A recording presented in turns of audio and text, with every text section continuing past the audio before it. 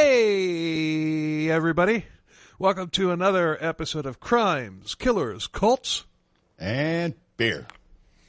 And beer. Yes. Just two crazy Florida men drinking beer and talking about true crime. That's Todd. And that's Bill. And I'm drinking Bud Light. I'm drinking Coors Light. All right. But don't worry, everybody. Powder Blue will make a return. One of these days. But okay, you're just in a beer phase right now, which is fine because I'm like constantly in a beer phase.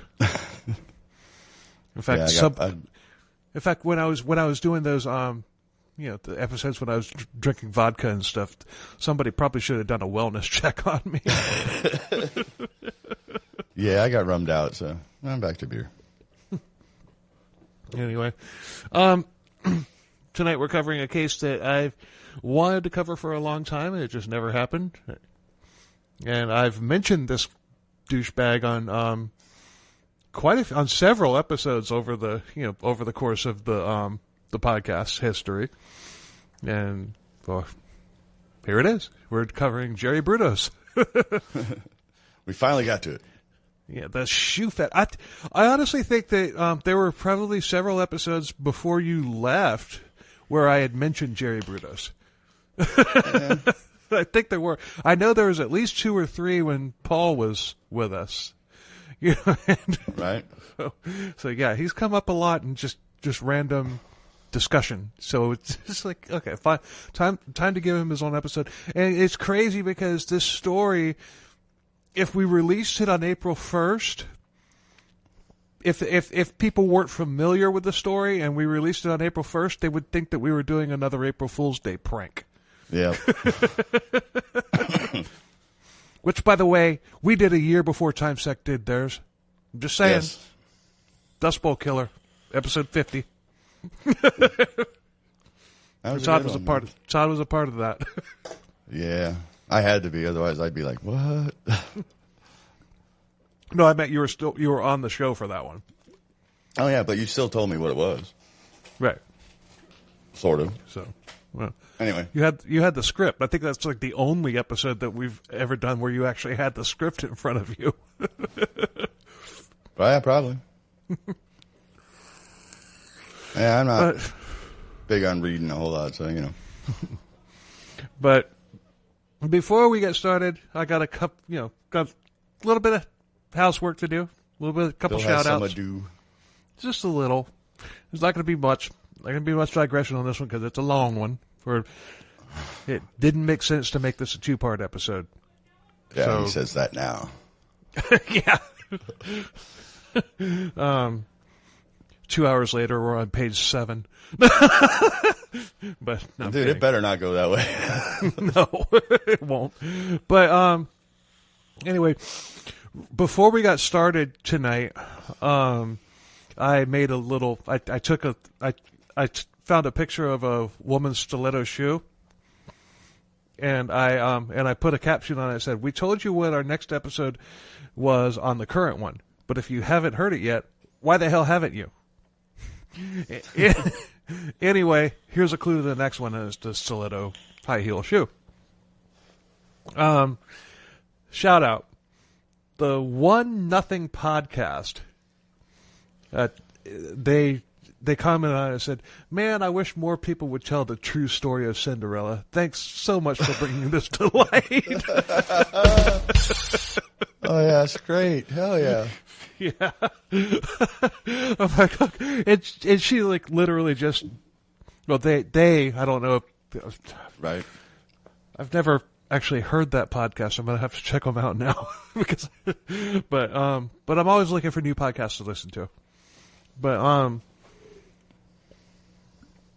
so yeah, the 1-0 podcast, 1-0. Okay. definitely going to check them. WON nothing.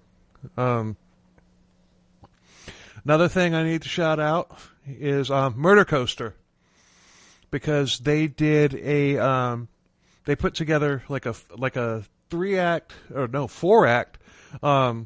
audio play, which was the interrogation of Jeffrey Dahmer, Wow. And I was I played a part in that, and it's up on their feed. It's really good. And just for shits and giggles, I'm going to give a shout out to the Brohio podcast too. Yeah, Brohio. Their current episode at the time that we're recording this is called "The Death of Sylvia Likens," which is the Gertrude Baniszewski case, which is horrible. But that's the one that broke you, Todd. Oh, that one. Yeah. See, I try to forget those things. I don't blame you. That was horrible. But yes, that was. But on their episodes, they find a funny little news story, and before they start, and the one that they had, all I'm going to say is definitely check out that episode and listen to their funny news story. Okay. It is freaking hilarious, and it's like there was this guy who had robbed a pet store and like set a bunch of animals free. And then they found him. They knew who it was, and when they found him, there's video cam footage of them. His name, I can't remember his first name, but his last name was Pancake. Pancake? Really? Yeah. So it's just like, so they're totally hamming it up because they know they're recording themselves. All right, Mr. Pancake, get up! You're under arrest! Get up, Mr. Pancake, in the name of the law! Just fucking, I heard it yesterday morning, and I was dying. I was just like, you know what? I'm not going to find that and do it because that would be stealing their gimmick, but I will give them a shout out and tell people to go to their podcast and listen to it. 'Cause that's the funniest thing I've heard in a long time because they were totally hamming it up just because of the guy's last name. Because of his last name. Yeah, that's crazy. How do you get the last name Pancake, man? I don't know. Change my name to Pancake. But anyway. Or maybe Flapjack. Flapjack might be better. Todzilla Flapjack. Yep. That's it. Anyway, I have no more ado. Do you? I have no ado. Might want to see a doctor for that.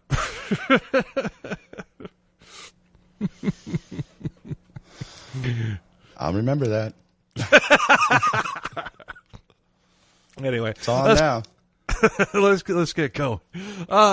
Jerome Henry Brudos was a serial killer and necrophile, and he killed 4 women in Salem, Oregon, or Salem and Portland, where he lived between 1968 and 1969.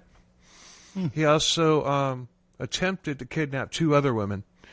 His murders were either done in his car, and his car would be in his driveway, or in the garages of the 2 houses that he owned, like through the course of this. Mm-hmm. He's known as the Lust Killer and the Shoe Fetish Slayer. Man loved his shoes. Well, not his shoes. Women's shoes. Women's shoes. Maybe he wanted them to be his shoes. Or did I get ahead of myself? No, not really. You're kind of onto something there, a little bit. All right. Spoiler alert. He was part of the inspiration for the Buffalo Bill character in Silence of the Lambs. Oh no. Yeah, the other half was obviously Ed Gein. Oh. So I guess he'd fuck himself then? Whatever. I wouldn't be surprised if he did. From Buffalo Bill. I'd fuck me. Mm-hmm. No, anyway, moving on. I don't think he would fuck himself. No, but they're talking about the. Is he trying to make a skin suit? The cross. That's Ed Gein. Okay. He's talking about the cross dressing and all that stuff. All right. So that was where the Jerry Brudos part comes in, and also he was arrested in 1969. And he would have been one of the more notorious serial killers, like up there with, Bundy, Kemper, and all that stuff. The heavy hitters. But shortly after he was arrested, the Manson murders took place. Oh, so yeah, he just kind of got pushed by the wayside. Yeah, pretty much. Sorry, you're not important anymore. No. So pretty much, I mean, the true crime community knows this guy, but pretty much anybody outside the true crime community doesn't really know anything about him. So I never heard of him. But then again, I've never heard of half of these things we talk about. So hey. But if Edmund Kemper and BTK were to have a son, it would be Jerry Brudos. All right. He had major issues in childhood because his mother, well, he was an accident. He was an accident. They already had a son, which we're going to get to. I'm just going to I didn't have this written in the notes, but he was a surprise, and they didn't want to have another kid, but I don't know, shit happens. But his mother, Eileen, was like, okay, well, since I've already got a son, I want a daughter. Oh no. She really had her heart set on having a daughter. But when Jerry came out and there was a meat whistle in her, between his legs,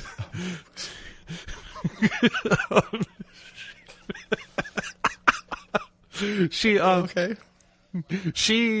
got really pissed off, and she literally hated Jerry for being a boy, like for the rest of his life. Wow! Like, you were supposed to be a girl. So, he would stalk most of his victims before killing them, and that is not true. I don't know why I had that in the notes. He didn't stalk anybody. Something else? I guess I was, but because he didn't stalk anybody, he was like an opportunist. I mean, just like he saw somebody he liked, bam, they were the one. Right. Well, maybe maybe I typed that and I was just like, thinking about what he did like as a teenager, because there was a little bit of stalking involved there. Maybe that's where I was going with that. But as an adult, as an actual serial killer, he didn't stalk anybody. No stalking. For maybe like 5 minutes before he pounced. That's it. Quick stalk. So, yeah.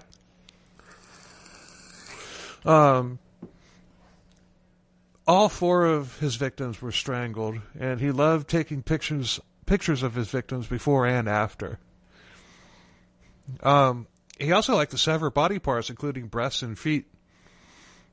Oh. He had a major foot fetish with women's feet, which started as a kid.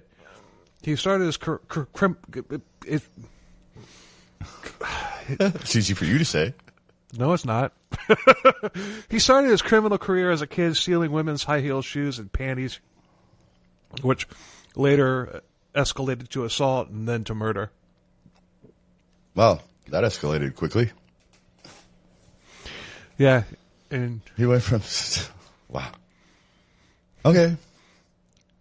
Well, his murder spree was only like a year long, and he was like approaching 30 at that point when he started. Oh, well, okay. Then it didn't escalate that quickly then. It escalated gradually. Yes. Jerry Brudos was born January 31st, 1939 in Webster, South Dakota to Maria Eileen and Henry Brudos. He had an older brother named Larry, but as far as Eileen was concerned, like I was saying a minute ago, Jerry was supposed to be a daughter. She resented Jerry for this, and she tormented him for it, all while doting on Larry. Is there another brother, Larry? No. Sorry, not a Daryl either. But well, I gotta wonder if Jerry had been a daughter, would she have turned on Larry and then doted on Jerry, or would it have just been a happy family? I don't know. But she's she's a beast of a woman. She's like Ed Kemper's mother. She's like Willie Picton's mother. Right. I mean, yeah, she's not as bad as either one of them, but she's in the same conversation. All right. So she's a piece of work. Yeah. Her husband, Henry, he was afraid of her. Yeah, she was taller and bigger than his meager statue of 5'4", and he did whatever the hell she wanted because he was afraid of her. And Okay. apparently she wanted to raise a serial killer. Yeah. But his father, Henry, he couldn't keep a job, so they moved around a lot, but put a knife in that. Primary source is the book Lust Killer by Ann Rule, with a little bit of wiki to get me started, and a little whatever. A little bit of wiki. Most podcasts that cover this, the primary source, the only source, is Lust Killer by Ann Rule. That's like the go-to book. She's got several other titles out too. I'm gonna start, using her in the future. That didn't come out right. That didn't come out right at all. When you start doing using that, you're going to be a topic of a podcast. Let's start using her books as source material for future subjects. There we go. There you go. That's better. Oh, my land. Damn. There's one thing about There's one thing about Eileen that Jerry wanted everybody to know. Eileen never wore high heels. She didn't. Okay. That came up in his interrogation like many times. My mom never wore high heels. Okay. But they moved from Webster, where they had a farm that wasn't doing too well, to Portland, Oregon during World War II. Work was easy to find there, and they could have gone from struggling to being comfortable, but that didn't happen. Henry apparently didn't have a good work ethic. Oh. Lazy, huh? Yeah. But I don't know how good my work ethic would be if I had, a monster woman at home, just like terrifying me and all that stuff. Actually, yeah, I do. My work ethic would be good because I have a good work ethic. I was raised that way. I was going to say that. Yeah. And no psychotic freaking redhead woman. Oops. I wasn't gonna mention names, but I was just gonna say I didn't mention a name. Yeah, you have. No. Anyway, but one day at 5 years old, Jerry was on one of his usual adventures around town. He was allowed to go out and, just basically run the town, do whatever he wanted to do because his mom didn't give a shit about him. Yeah. Oh, so he had be home by the streetlights or anything? Nah, he's not Gen X. He was born. Well, what did I say? 1939. Oh, he was. Wait. Oh, wait. Okay. Yep. Never mind. Yeah, Jerry was born in 39. But he was in a junkyard and everything, exploring. Yeah, I gotta admit, when I was 5 years old, if there was a junkyard near me, I probably would have gone exploring too. Yeah, I think I would have wandered around. Yeah. But he found something that would change his life forever. Uh-oh.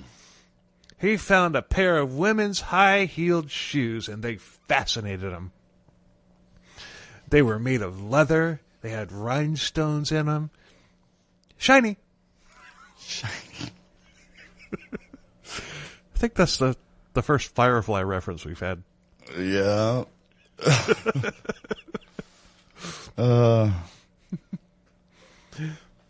He brought them home, and he was trying to make Eileen laugh, and he put them on, and he walked around in front of her, and she flipped out and told him that he was evil. But isn't she the one who wanted to be a girl? Exactly. That's where. Yeah. I mean, she wanted a daughter. Why would that? Why would that make her mad? He's trying to be what she wanted. If this story takes place today, Jerry doesn't become a serial killer. Yeah, right.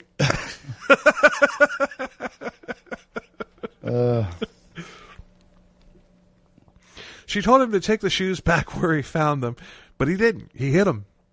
But she later found them. She caught him wearing them. And hell hath no fury like a woman to. I got nothing.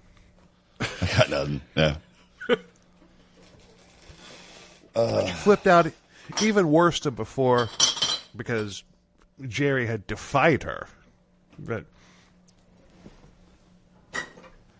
she burned the shoes and made Jerry watch, and then she grounded Jerry for a long time. A long time. How long? It didn't say how long. I'm saying probably a couple months, but whatever. Right. When he was finally released from restriction, he met an older woman who he took to, and she took to him. She was kind to him. They became friends, kind of like a motherly figure. He liked her more than Eileen, and he spent lots of time with her. Okay. He had another friend, a girl his age, and they were really close as well. But she died of tuberculosis. Oh. He mourned her death for a long time. And his older friend consoled him, but later that same year, she died of diabetes complications. Damn. Yeah. Later in life, he wouldn't talk about one without bringing up the other, and then tying it to the shoes. Okay.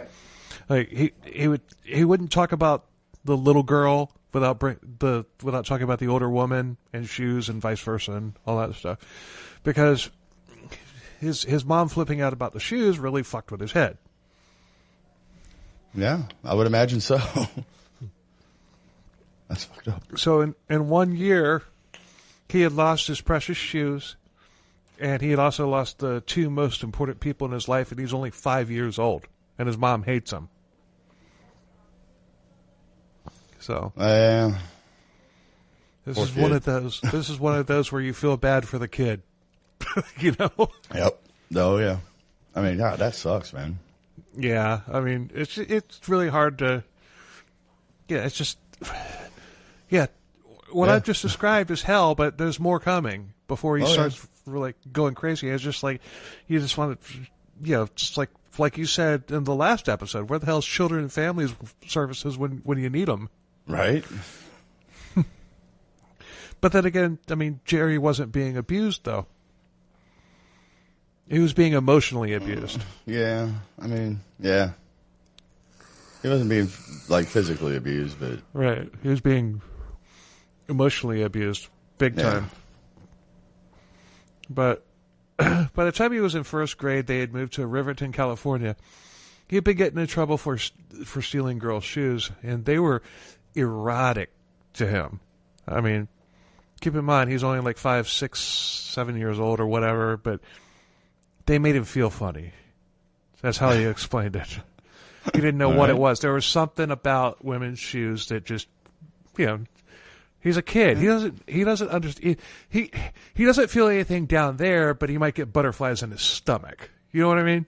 Sure. I got you. Yeah. But one time some family friends came over and they had a teenage daughter, and she wasn't feeling good, so she decided she wanted to take a nap. And they're like, okay, we'll go sleep in one of the boys' room. Okay. But she didn't take her shoes off. Those sexy shoes. Bum, bum, bum, bum, bum, bum. Yeah, we're talking about kids here. Don't say it like that. No, I'm describing what was going on in Jerry's mind, because he walked in, he'd looked in at her, and he saw her 1 foot peeking out from underneath the cover, and he sees that freaking sexy shoe there. He's like, "Oh my god, I gotta have the shoe! I want the shoe! I want the shoe! Give me the shoe! Get in my." I got nothing. It was going somewhere, but I forgot. Yeah. Oh man! Oh jeez! All right. He tried to take them off of her feet, but she woke up and she screamed at him, and of course that got him in really big trouble with Eileen. You think? All right.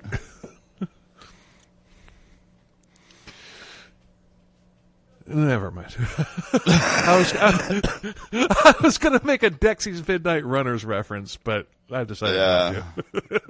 That's probably best. Because nobody wants to do that. Oh, I've been wanting to. I've been thinking about it since you said her name. If you get it, you get it. If you don't, you don't. Good for you. But you can look it up. If you don't get it, you don't have dirty minds like we do. Yeah, look up the band name Dexy's Midnight Runners, and you'll understand completely. You know it, you just don't realize that you do. You know it. This shoe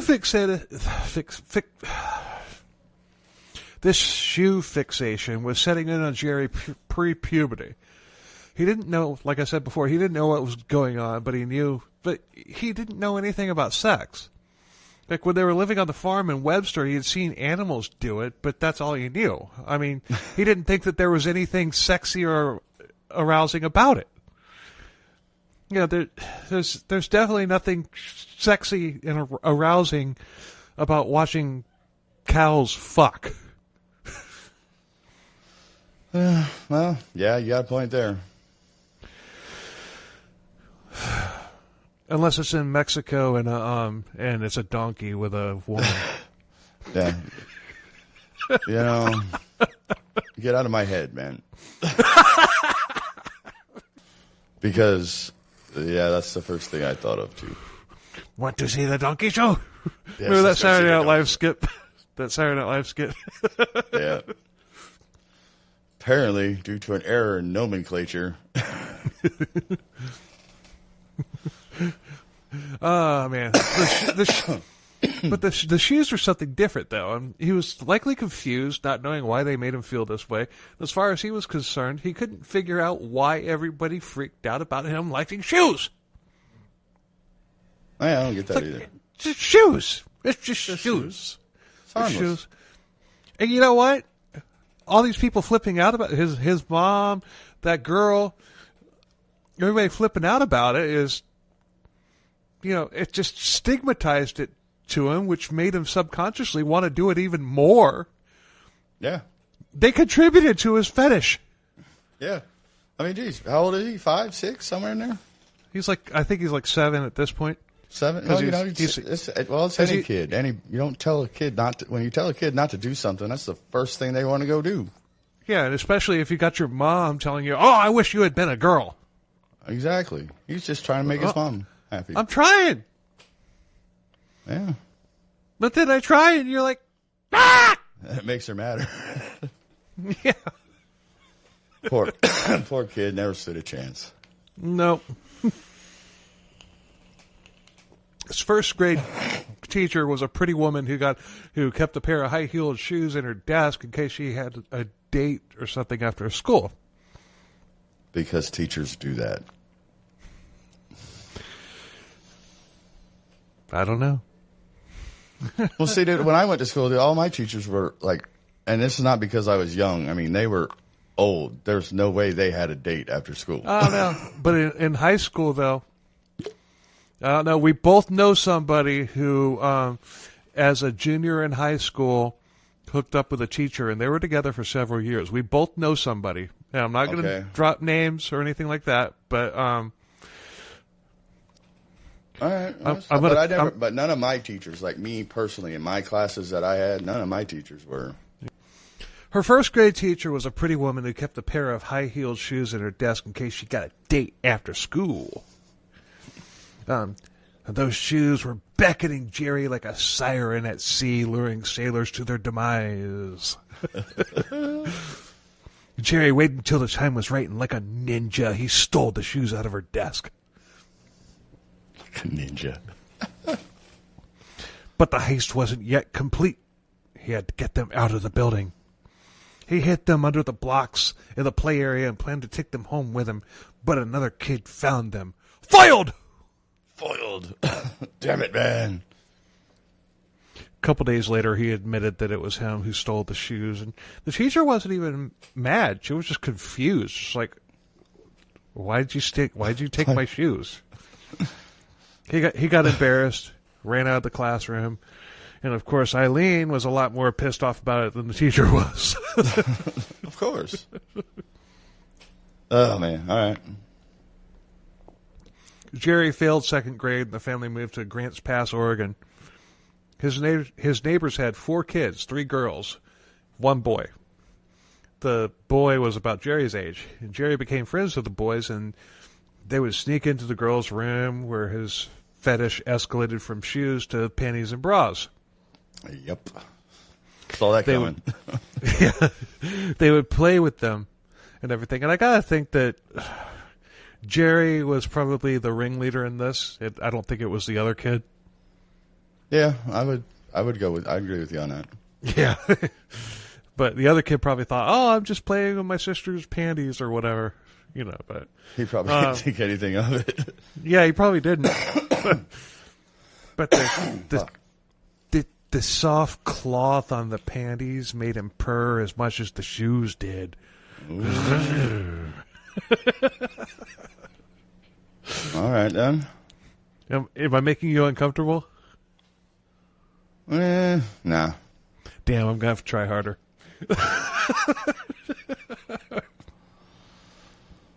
Yeah, if you want to. In 1952, they moved again to Wallace Pond, Oregon, near Salem.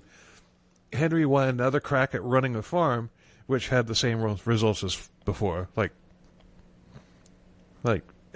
yeah, Carl Panzram's dad. Due to his poor work ethic. Yeah.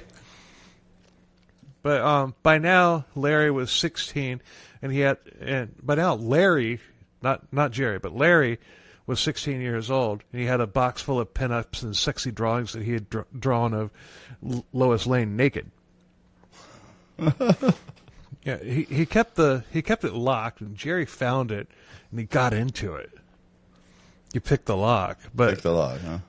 But Eileen walked in on Jerry with the pictures, and he got in trouble for it. Of course. Jerry Brudos was a lot of things, but a snitch wasn't one of them. Oh, good for him. Yeah, he took the punishment, didn't say one word about Larry, but the damage was done. Jerry was now realizing that not just the clothes and shoes turned him on. The women wearing them did too. Yep. It's bound to happen sooner or later. Yeah. Age 16, he had his first wet dream.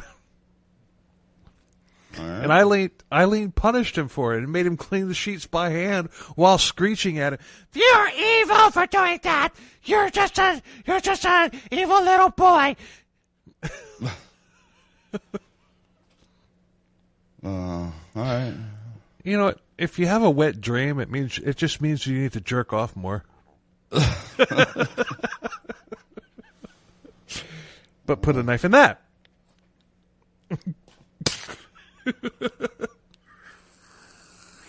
Just like that, Jerry's hatred of women started or escalated.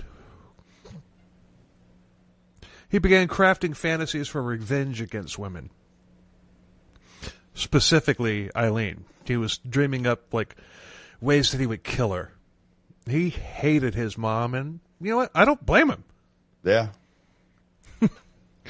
You can't really. No.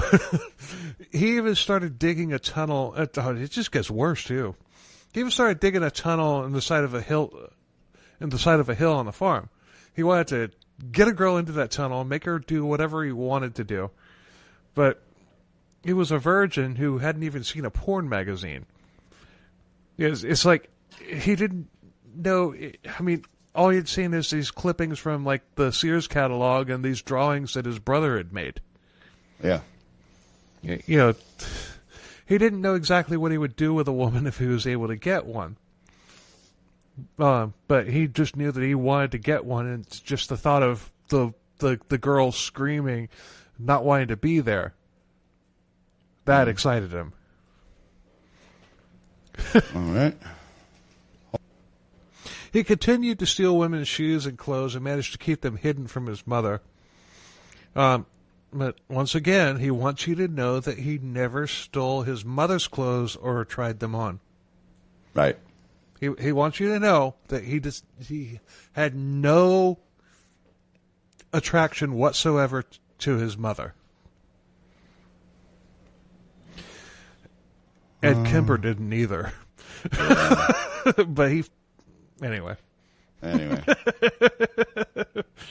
We haven't done Ed Kemper. And neither did Norman Bates, but even though Norman Bates wasn't real, but you know. But Jerry started learning about electronics and sex. Not at the same time, though.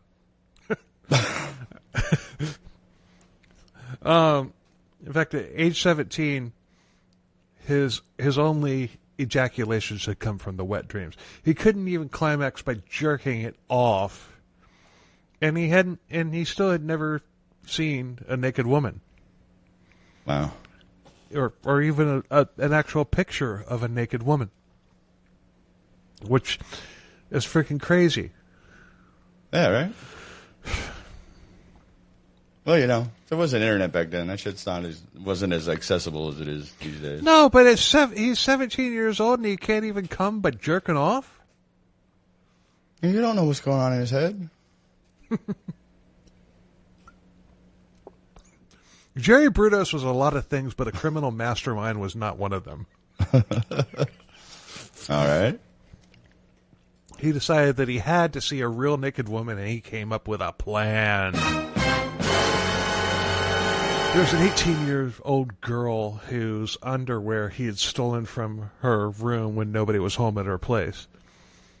He walked up to her and he asked her, "Hey, you have some underwear that got stolen?" And she's like, "Yeah. How do you know?" Jerry Brudos said that he was working for the police undercover, and it was secret because nobody expects a 17-year-old to be a cop. Yeah. All right. He told her that there was an underwear thief in the neighborhood, and it was his job to bring this deviant to justice.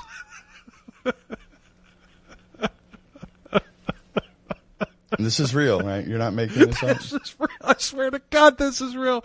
That's why I said that if we have released this on April 1st, people would think, if they weren't familiar with the story, they would think that it was an April Fool's Day prank. I still think it is. No, it's not. I swear to God. You know me. I know. But I mean, like, seriously, okay. If I'm making something up, I own up to it.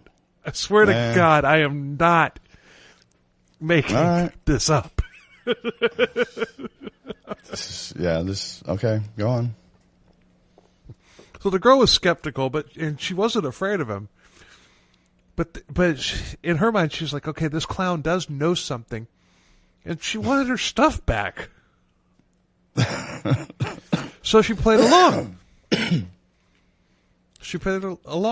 invited her to his place when conveniently his parents were not home and Larry wasn't home. And when she knocked on the door, he yelled for her to come in and come upstairs. If he's an undercover cop, why is this taking place at his house and not at the police station? But yeah. So the girl went upstairs and into his room, and it was dark and she couldn't see very well. But suddenly a masked man jumped out of her at her, waving a knife, told her to take off her clothes or take off your clothes or I'll cut you. He pressed the knife against her throat. The girl wasn't stupid. She knew it was Jerry in disguise, and not a very good disguise at that. But she did as she was told, and she stripped naked. Jerry broke out a camera and began taking pictures of her. He told her how to pose, and took nude and semi-nude pictures of her. And when the roll of film was full, he took the camera and he hauled ass out of the room, leaving the girl alone. In his house. In his house. She began putting her clothes back on, and as quickly, let me start that over again. She began putting her clothes back on as quickly as she could, but then Jerry, without the mask, dashed into the room. He's breathing heavy. He's like, "Are you okay? Are you okay? I was out in the barn, and somebody in a mask ran up and locked me inside, and I just now managed to break off, and he ran out into the woods. I just saw him." Have you seen anything? Did you see anything? Wow. Well, yes, Jerry. I saw a man who looked exactly like you, wearing the exact same clothes as you, as well as a mask. Wow, what a coincidence. Yeah. Yeah, she didn't say that. She just took off and ran home. But Jerry thought that he had committed the perfect crime, and he developed the pictures. And finally, he knew what a real naked woman looked like. But he had done everything so quickly he didn't even have enough time to get aroused. And later, he's just like, "I didn't think that things would look like that." Talking about, her junk. Okay. Did you think it would look like that the first time you saw one? Like in front of you? Of course. Well, yeah, because you'd seen what else porn. it going to look like? But anyway. Later, the girl told the police that she knew it was that idiot Jerry, and she didn't buy his hero story. She hadn't reported it because she was scared that if she had, he would have come back and killed her, or hurt her or something. Right. But Jerry was high on the thrill of getting away with the perfect crime. He was a super villain in the making. You can't stop big bad Brudos.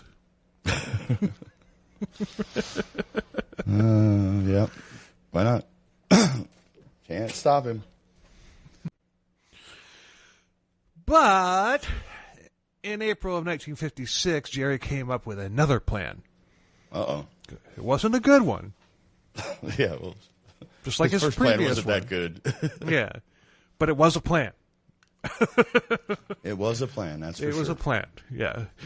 He lured a 17-year-old girl who was waiting for a ride into her car, or into his car, promising her a ride. She got in, and then he immediately started talking with her like they were on a date together. Oh. She was confused and scared. This was just supposed to be a quick ride. I mean, she only lived like a few miles away from where he picked her up at. Right. But Jerry just drove faster and away from town onto back roads. He pulled into a driveway of a deserted farmhouse. They were literally in the middle of nowhere, and it's likely that Jerry had found this place earlier and scoped it out and decided that it would be right for his plan. That's just my opinion. Okay. Were they in a camper van? No. No. No camper vans on this one. But right, Jerry dragged her out of the car and started beating her face and chest, and she was bloody, and he ordered her to strip because he wanted to see her naked. I want to see you naked. Yeah. She was fighting, and Jerry was out of shape. He was fat, so he was getting winded. We can stop fighting, please. I just want to see you naked. Stop dodging my punches. No. But he fucked her up pretty bad. But luckily for the girl, a couple happened to be driving by at that moment, and they saw Jerry standing over the girl who was not naked. Thank God. They rushed over to her, and Jerry just put out, "She fell out of the car. She's just hysterical because it scared her." She fell out of the car. Yeah. I don't. He does not improvise well. No. He does not improvise well at all. Now, and he has a bad case of the word vomit too, but put a knife in that. Yeah. I like it. The girl tried to talk, but her mouth was swollen so bad that she couldn't speak. So she just started shaking her head rapidly. The couple wasn't buying it, so Jerry said, "Well, what really happened was some weirdo attacked her. I was driving by and I stopped to help her, and he took off." Okay. Yeah, well, he was half right. Some weirdo did attack her. Yes, that's true. Oh, fuck. Okay, you don't like this guy anymore, do you? No, not now. No. I knew the point was going to come, but I just. Oh yeah. It's pretty early too. It is early. That's what I didn't expect. Yeah, but the couple still wasn't buying it, and they insisted on taking the girl and Jerry back to their place where they would call police. And Jerry went without protest, which is that's just it's just all right. You're coming back with us, okay? You know. Well, he's probably got in his mind now he's going to see two girls naked. Maybe, I don't know. No. More shoes and underwears. Who knows? Yeah, maybe you thought, like, I'll get out of this, and while I'm at it, I'll steal this woman's underwear. Yeah, I wouldn't be surprised if that was his thought at that point in time. But he said that he just wanted to scare her enough so that she would take her clothes off for him, so that he could take pictures of her. And he swore that he had never done anything like that before, and he had just lost his temper. Ribbit.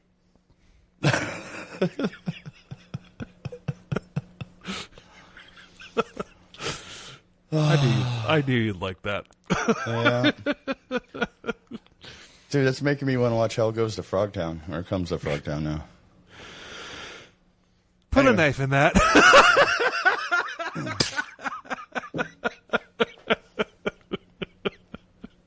Oh my God.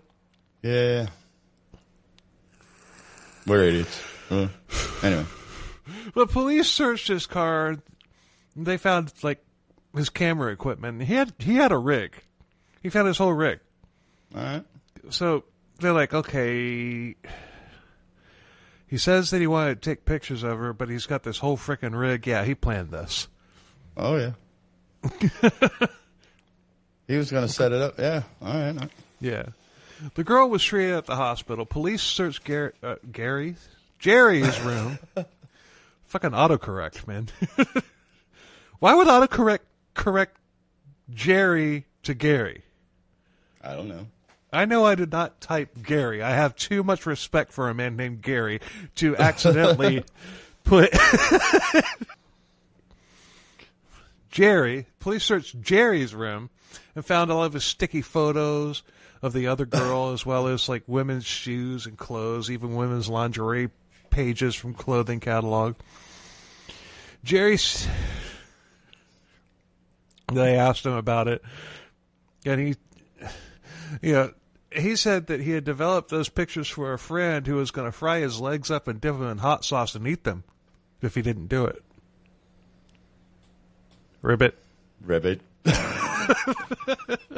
Nah.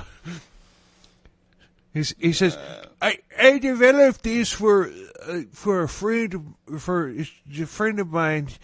You know, he said that he was going to beat me up if I didn't develop them for him. Yeah, that's what happened. Jerry was arrested. Police began looking into his past, and Eileen obviously was furious. And this is where Jerry's first victim came forward. The girl that the attacker who mysteriously was dressed just like him minus the mask. Yeah. Mm-hmm. She came forward. Jerry was put into Oregon State Hospital for treatment and evaluation. Jerry tried to make the doctors think that he was normal. He didn't like to fight. He didn't smoke or drink. He led a clean life other than having to clean his bed sheets a couple times a week from all of his wet dreams. And he even told them, "It's like, I'm a virgin."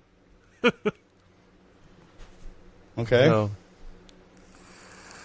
the doctor said that Jerry had adjustment reaction of adolescence with sexual deviation and fetishism, which means that basically he was a couple sandwiches shy of a picnic. All right. He was admitted there full time, but he was allowed to go to school, his regular high school, under the Pinky Promise Release Program. Wow, Jesus. No, this time it actually worked. Although I'm sure he was dropped off and picked back up. Okay. But it was still the Pinky Promise Release Program. Yeah, we know how well that works.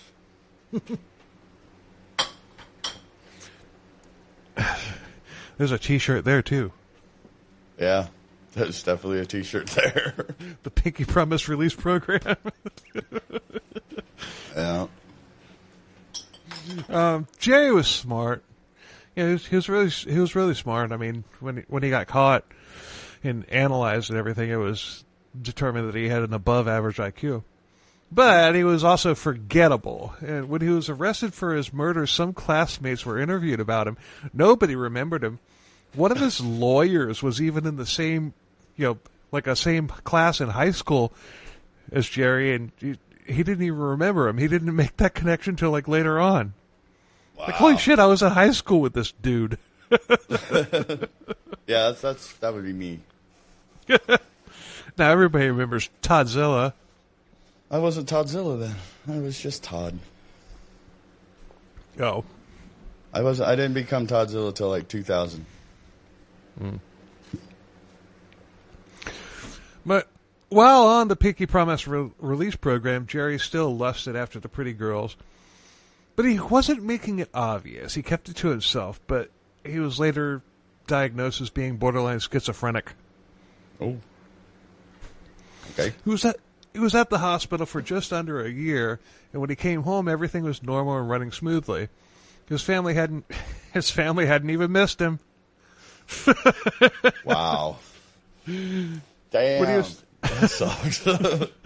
When he was released from the hospital, he was basically told, "Grow up, kid, and good luck."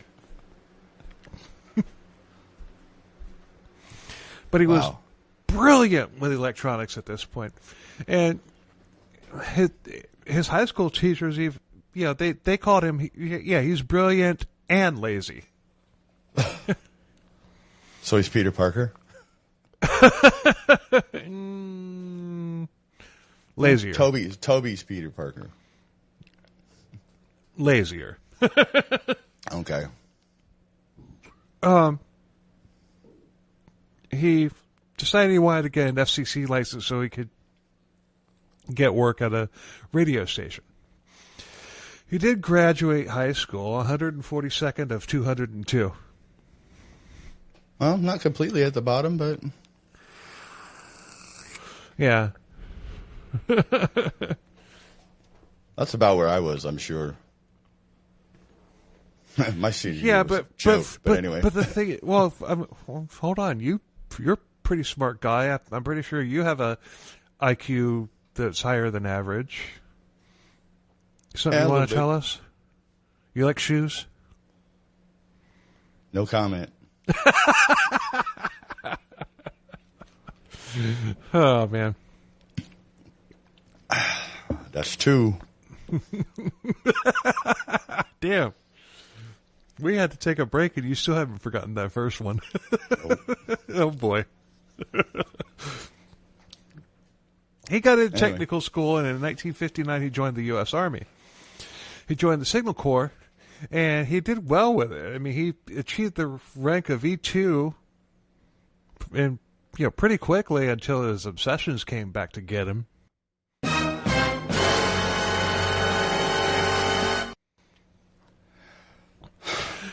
Jerry Brudos was a lot of things, but a peaceful sleeper was not one of them. He began gone to Navy. he got convinced that a Korean girl had come into and he wasn't stationed in Korea. He was convinced that a Korean girl had come into the barracks one night, crawled into his bed, and tried to seduce him. And he didn't want her, and he beat her badly. And she came to him several times, and he couldn't understand why the people in the barracks room with him didn't see her. They started making fun of him, obviously. Well, yeah. But he finally accepted it was just a dream, but he went to the chaplain, told him about it, who sent him to an army psychiatrist. He was saying that he was worried because even though she wasn't real, he hated her and wanted to kill her. Okay.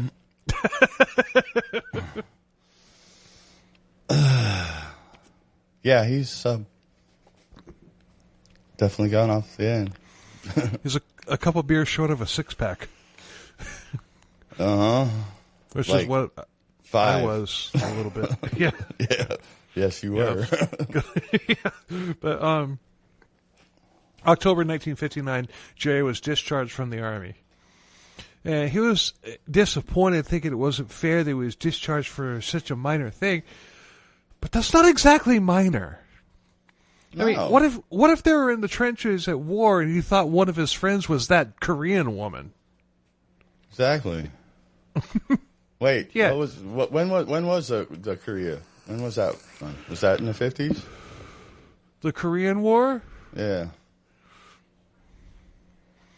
I think it either hadn't started yet. No, it hadn't started yet because if he was, he would have been shipped to the front lines. Yeah. Before, well, maybe before it was looming, and that's why he was having that dream. It was looming. Yeah, maybe because saber rattling and stuff like that. Right. Yeah, it's possible. It's possible. I don't know. Maybe he's trying to get shipped over there. Maybe, I don't know. Who knows? Who knows what crazy people think? So he went back home. He was given the second room in his parents' 2-bedroom house. Larry was off to college, but when Larry came home from college, Jerry was made to sleep in a shed out back. Poor guy. I mean, I don't feel sorry for him, but poor guy. Yeah. This made him angry. And he hated Eileen even more now. So he blacked out the windows and in the shed, and he made a shoe and panty shrine. Yeah, okay.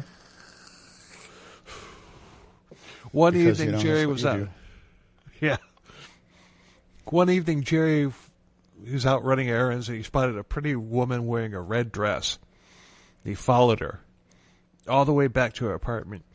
She didn't realize that he was there until he literally was walking through her apartment door. She was scared, but before she could scream, Jerry pounced and started choking her. She slumped to the floor unconscious. And I've got a multiple choice question here for you, Todd. Okay. What did Jerry do? 1, panic and run away. B, steal her shoes and run away. 3, rape her, finally losing his virginity, steal her shoes and run away. Or D, kill her, rape her, steal her shoes and run away. D. Nah, it was B. It was B. He just stole her shoes and ran away. He just stole her shoes and ran away? Well, yeah, she was lucky. You didn't... I'm disappointed, man. You didn't say anything about my numbering system on this know. one. I caught it. I was going to say something, but I was going to let you finish. Because I wanted to see where else you were going to go with it. Note to self, don't do that again. Because it didn't work. No, it worked. I mean, I was, like I said, I was going to say something, but anyway. That was good, yeah. 1, B, 3D, yeah. Shortly later, there it is. he did it again, choking a woman. But this woman fought him, and he only managed to get one shoe. Oh no! Yeah, he ran back to his shed that night, and he went night-night, and he was stroking and sniffing and caressing the shoe until he fell asleep. It was like a little teddy bear shoe. Okay. This reinvigorated. Dude, you're trying to make this weird, aren't you? I'm taking a little bit of license on this, but not much. Not much at all. All right. So this reinvigorated Jerry. He had his mojo. And these shoe attacks gave him enough balls to deal with his nemesis, Eileen, his mother. But he never did anything to his mother. Well. But he did get his FCC license. Okay. He lied in his interview, but he was hired anyway, and he faked it until he made it. He was an operating engineer, which is probably a good thing because I couldn't imagine him as a DJ. Coming up on WFRG The Frog, first we have the King, Elvis Presley, and his song Blue Suede Shoes. Then we've got If the Shoe Fits by Waylon Jennings. And after that, we've got a hot new single tearing up the charts coming up. Willie Grant Steele and Froggy Way at the Courtin'. Keep it right here.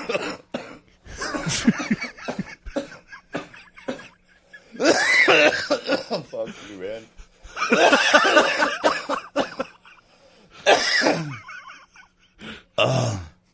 Froggy went according.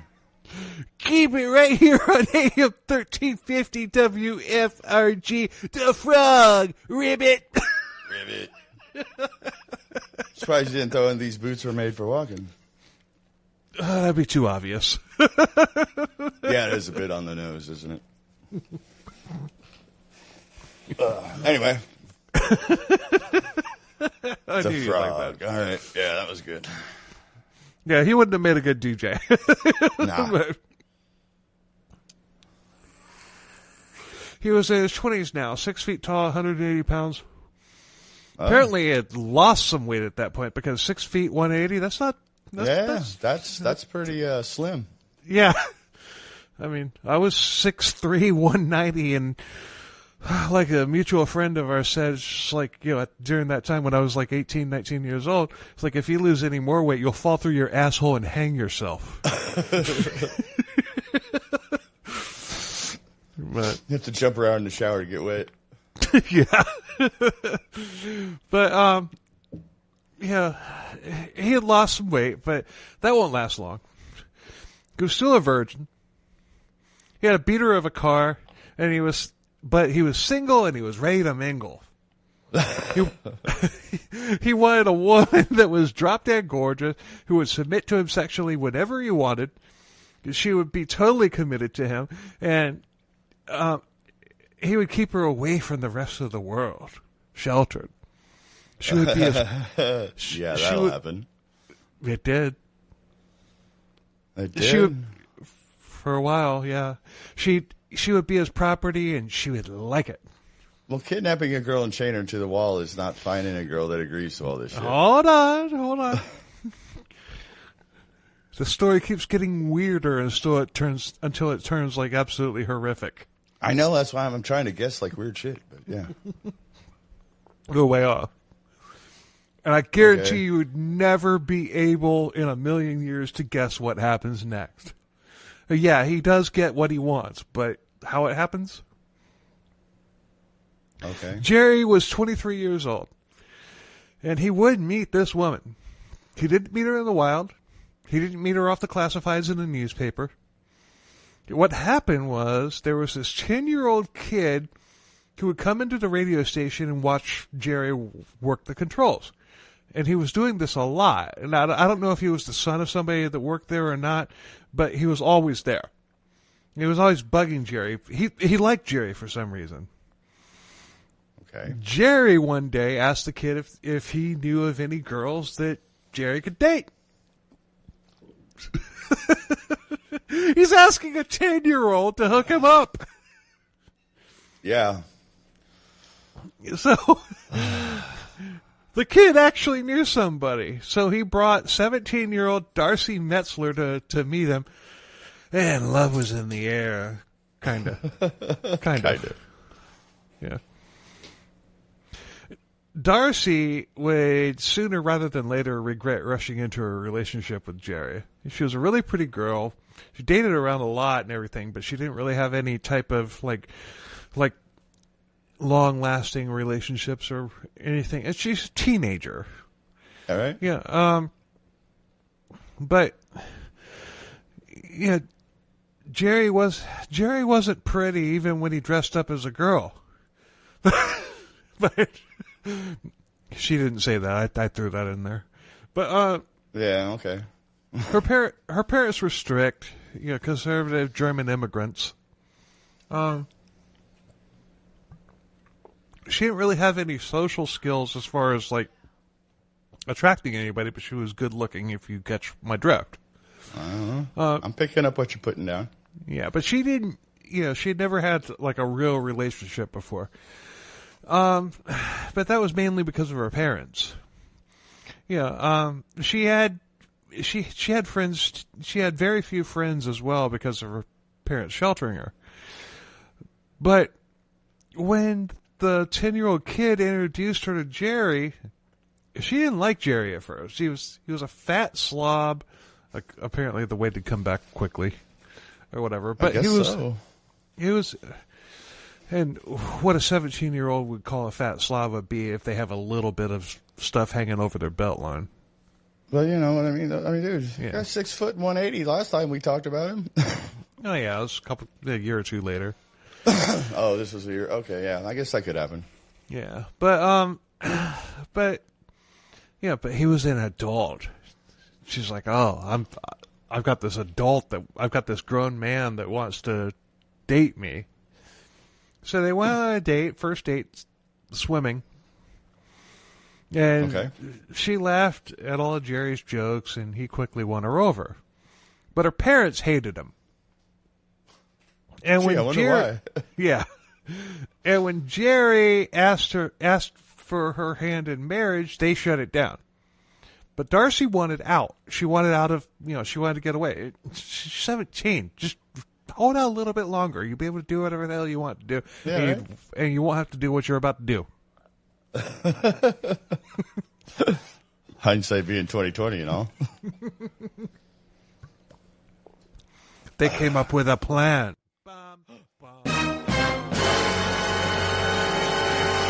A plan that would force her religious parents to let them get married. Take a guess. He knocked her up. Yep, that was the plan. You got it. Yay, I knew one. They decided. Well, I mean, that's the only thing I could think of for that. Well, there's not much there. Not much else. Yeah. But, they decided that if Jerry knocked Darcy up, her parents would force him to get married. They did the deed. Jerry popped his cherry. There's a T-shirt. And Darcy got pregnant immediately. This was 6 weeks after they had met. Okay. 6 weeks. But Darcy knew nothing of his fetishes or his mental illness issues or his assault charges or anything like that. Well, yeah, because hopefully she wouldn't have agreed to it if she knew about that shit. She probably wouldn't have. Although, I mean, she was looking for a bad boy. I guess she found one, sort of. Yeah, but then again, this is Jerry Brudos. This isn't Fonzie. Yeah.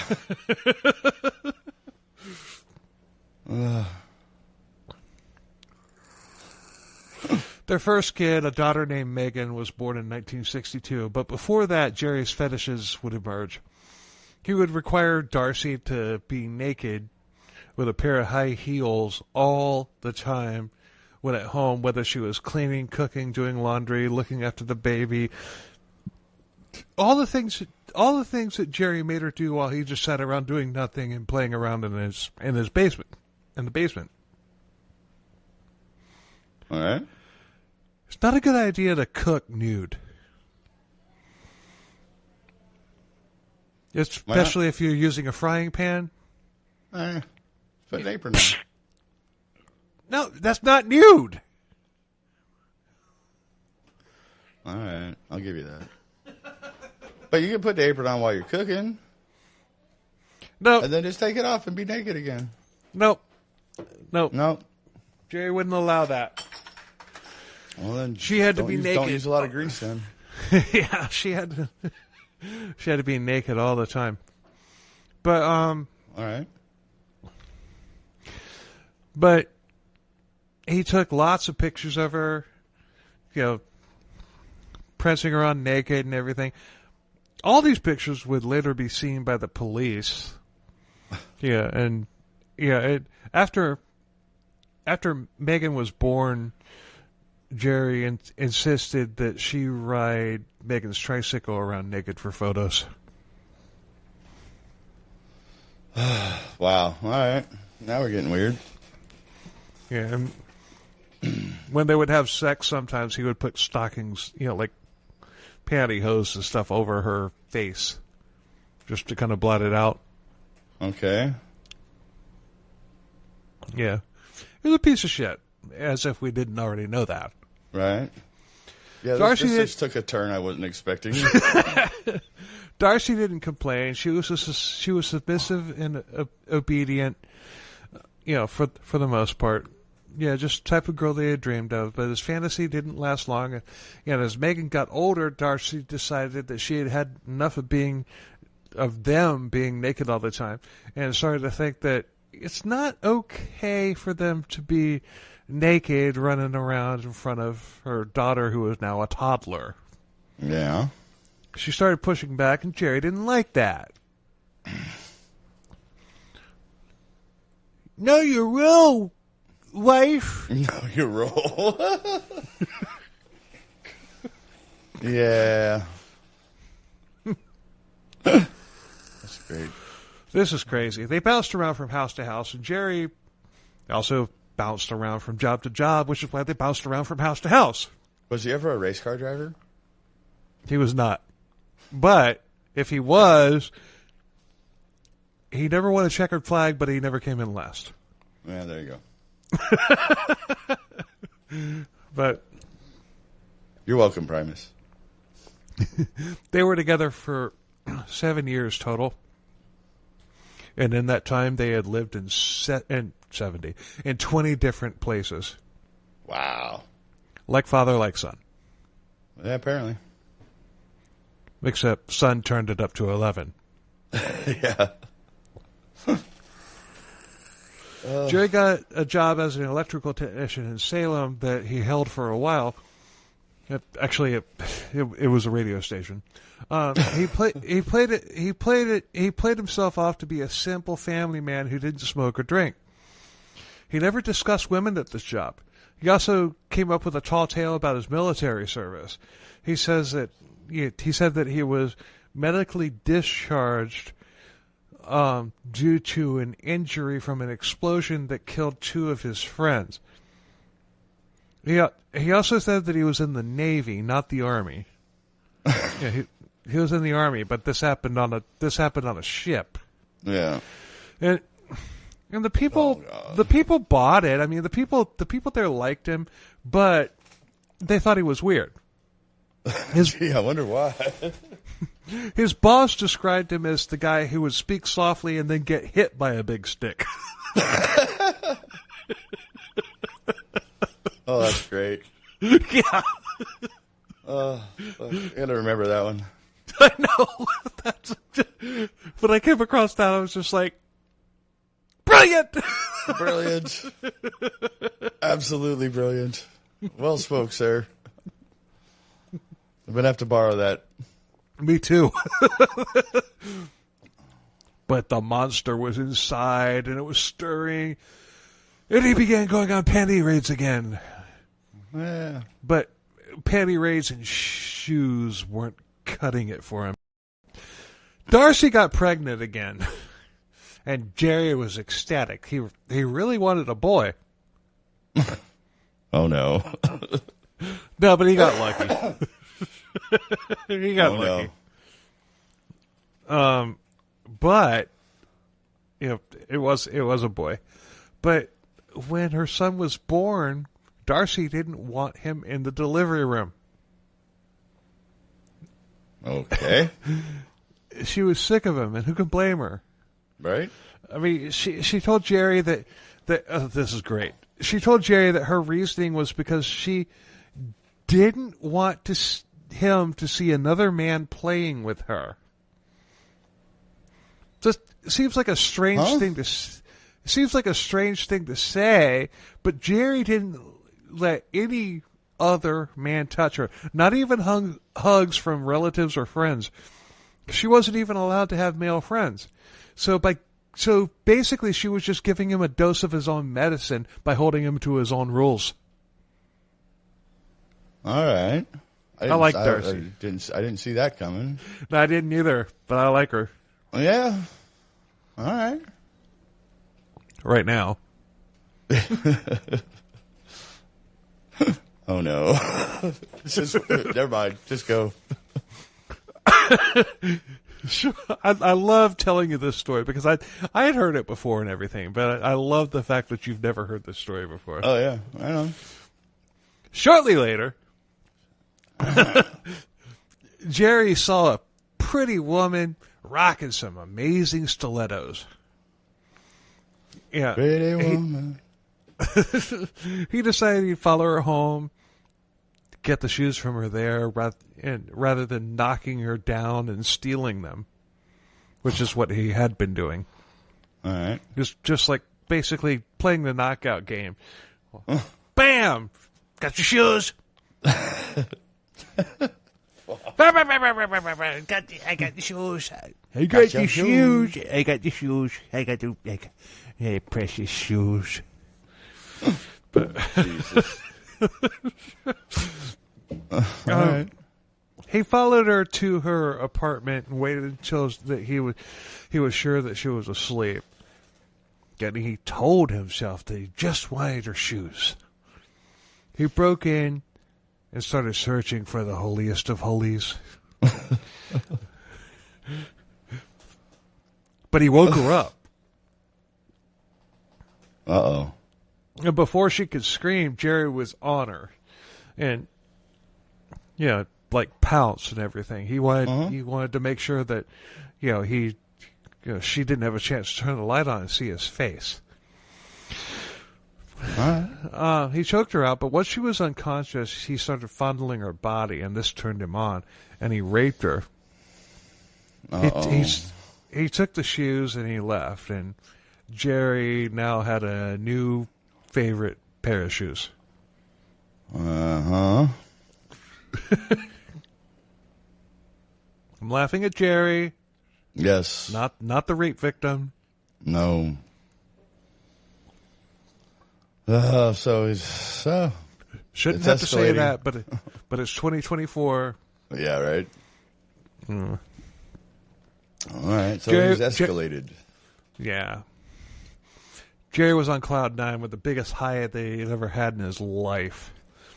He thought that this erased the sting of not being able to see his son born, and also erased a severe injury that he had recently gotten when he had electrocuted himself at work.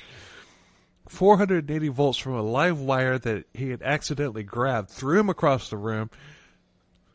Probably caused some even more brain damage than he already had. Yeah.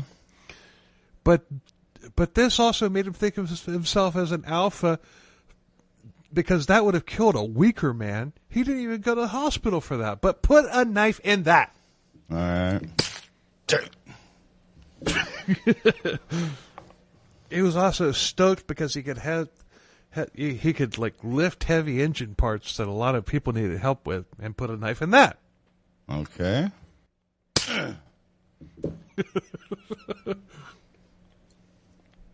So wait a minute. No, he got electrocuted and became like Superman? No, not really. I mean, he was physically strong. He just had a lot of fat layers all over his muscles. Yeah. Well, you kind of. Never mind. Go ahead. He had stolen many shoes and panties, beaten up girls, even raped one, but he had never killed one. And he decided that was something he'd have to remedy, and he would get his chance soon enough.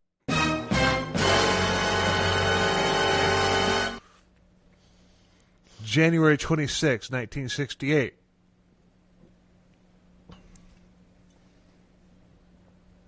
You know, when I throw an actual date up in this podcast, something bad's about to happen. I know. I'm waiting. Jerry was working in his yard. It was cold. It had been raining, but he was out there in his yard for whatever reason. But the rain and sleet had slacked off. January in Oregon, it's probably snow too. But maybe.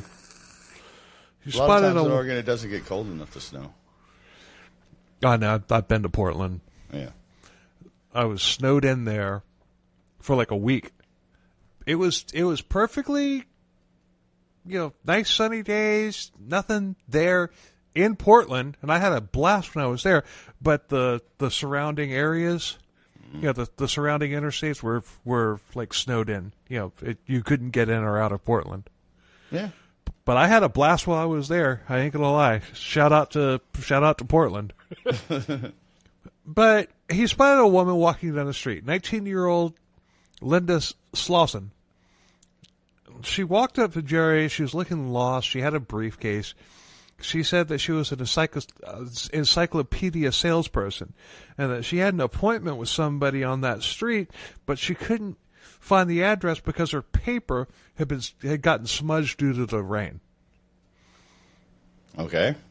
Jerry asked who she was looking for because he was expecting an encyclopedia salesperson. Of course he was. Yeah. She told him, she told him the name. He said, "Well, today's your lucky day because that's me. Come into my basement where my office is, and we'll talk about it." Oh God! Of course. Linda agreed, and God, I kind of went a little southern on his accent right there. You did a little bit. I gotta do better. I haven't done that all, through this episode, but I gotta. Okay. Yeah. Mental note. So Linda agreed, not thinking that anything was off. They went into his basement. She began making her pitch, and he mentioned that he had kids and everything. She tried to upsell him some children's books that the publishing company did, and they had as well. Everything. Jerry's all into it and all that stuff. And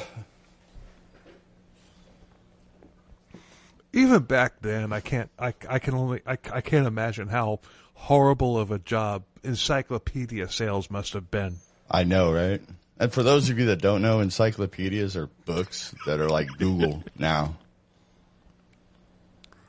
Yeah, before Google, you had to look something up in a book that you had to fucking update all the friggin' time. Yeah. If you want to... That was the first subscription-based service. You know what it was? In a way, yeah. Because I mean, it's just like, my mom had a set of world books from like, I don't know, 1962 or 1973. I don't remember.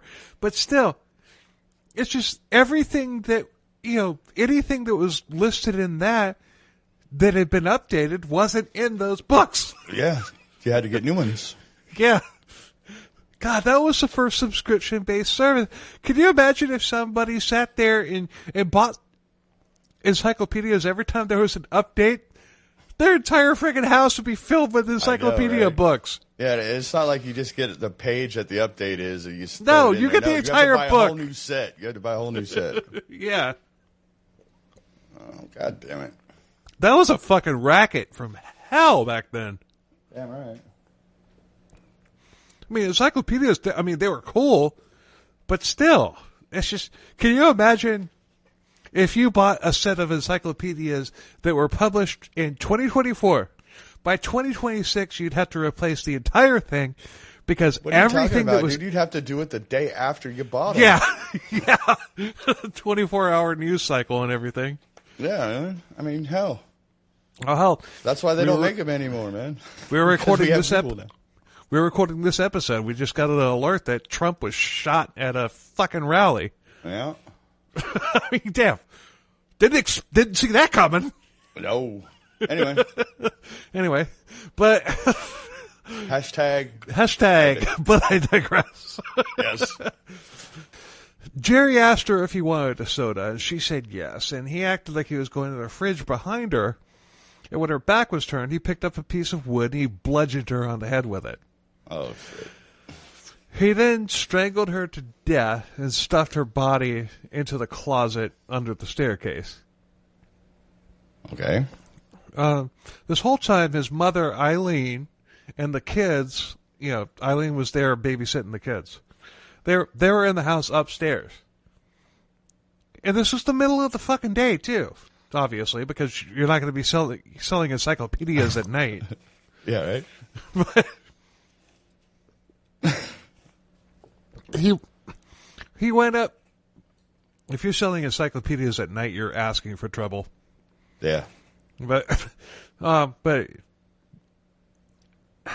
he walked upstairs. He gave his mom some money and told her to take the kids to get some ice cream. All right. He then went back and undressed Linda. And she was wearing some really nice red panties and bra, which became his new prized possession. Yeah, while he was doing this, he heard footsteps above him. A friend of his, with a key to his place, let himself in to ask Jerry if he wanted to hang out. Uh-oh. All right. Jerry said, "No. Sorry. I'm busy. I'm busy making nitroglycerin." He actually said that? He said that. He was making nitroglycerin. Okay. I mean, you could have just said I'm busy and left it at that. Yeah. See, now your friend's going to go call the cops because he thinks you're making bombs. Oh, he didn't. His friend took it. Oh, that's just Jerry. He's such a funny guy. Oh, his friend understands the crazy. Okay. Yeah, and he could have probably said to this guy, "I've got a dead body in there that I want to fuck," and he would have just said, "All right, it's just all Jerry." right, yeah, just Jesus. But still, on an Ed Gein thing, yeah, there was this victim. I can't remember her name, but people were asking. It's just like, have you seen her? Yeah, she's missing. Have you seen her? Ed Gein's like, oh yeah, I got her hanging up in my barn. Yeah. And everybody's, oh, Ed Gein, you're so funny. You kid her. Yeah. Got any chili? He didn't do that. I know. That's why I said it. He didn't rape Linda's body. But this was the crime of opportunity, and he didn't have film ready for his camera, so he took a trophy. No. He took a trophy. No. He cut off her foot. And he put it in the freezer. Oh. He also kept her briefcase as a trophy as well. He would use the foot to model shoes. Okay. He'd pull it out. It's like rock hard frozen. Everything. He'd put like a little shoe on it. I was like, oh. Yeah, that had to get weird. I mean, even weirder than it is right now after that. I mean, even in the freezer, it's gonna, Yeah, it's not gonna be the natural skin color. It's gonna be a bluish. Yeah. I'm a true crime caster. Okay. I'm a true crime podcaster. That's how I know that. Yes. But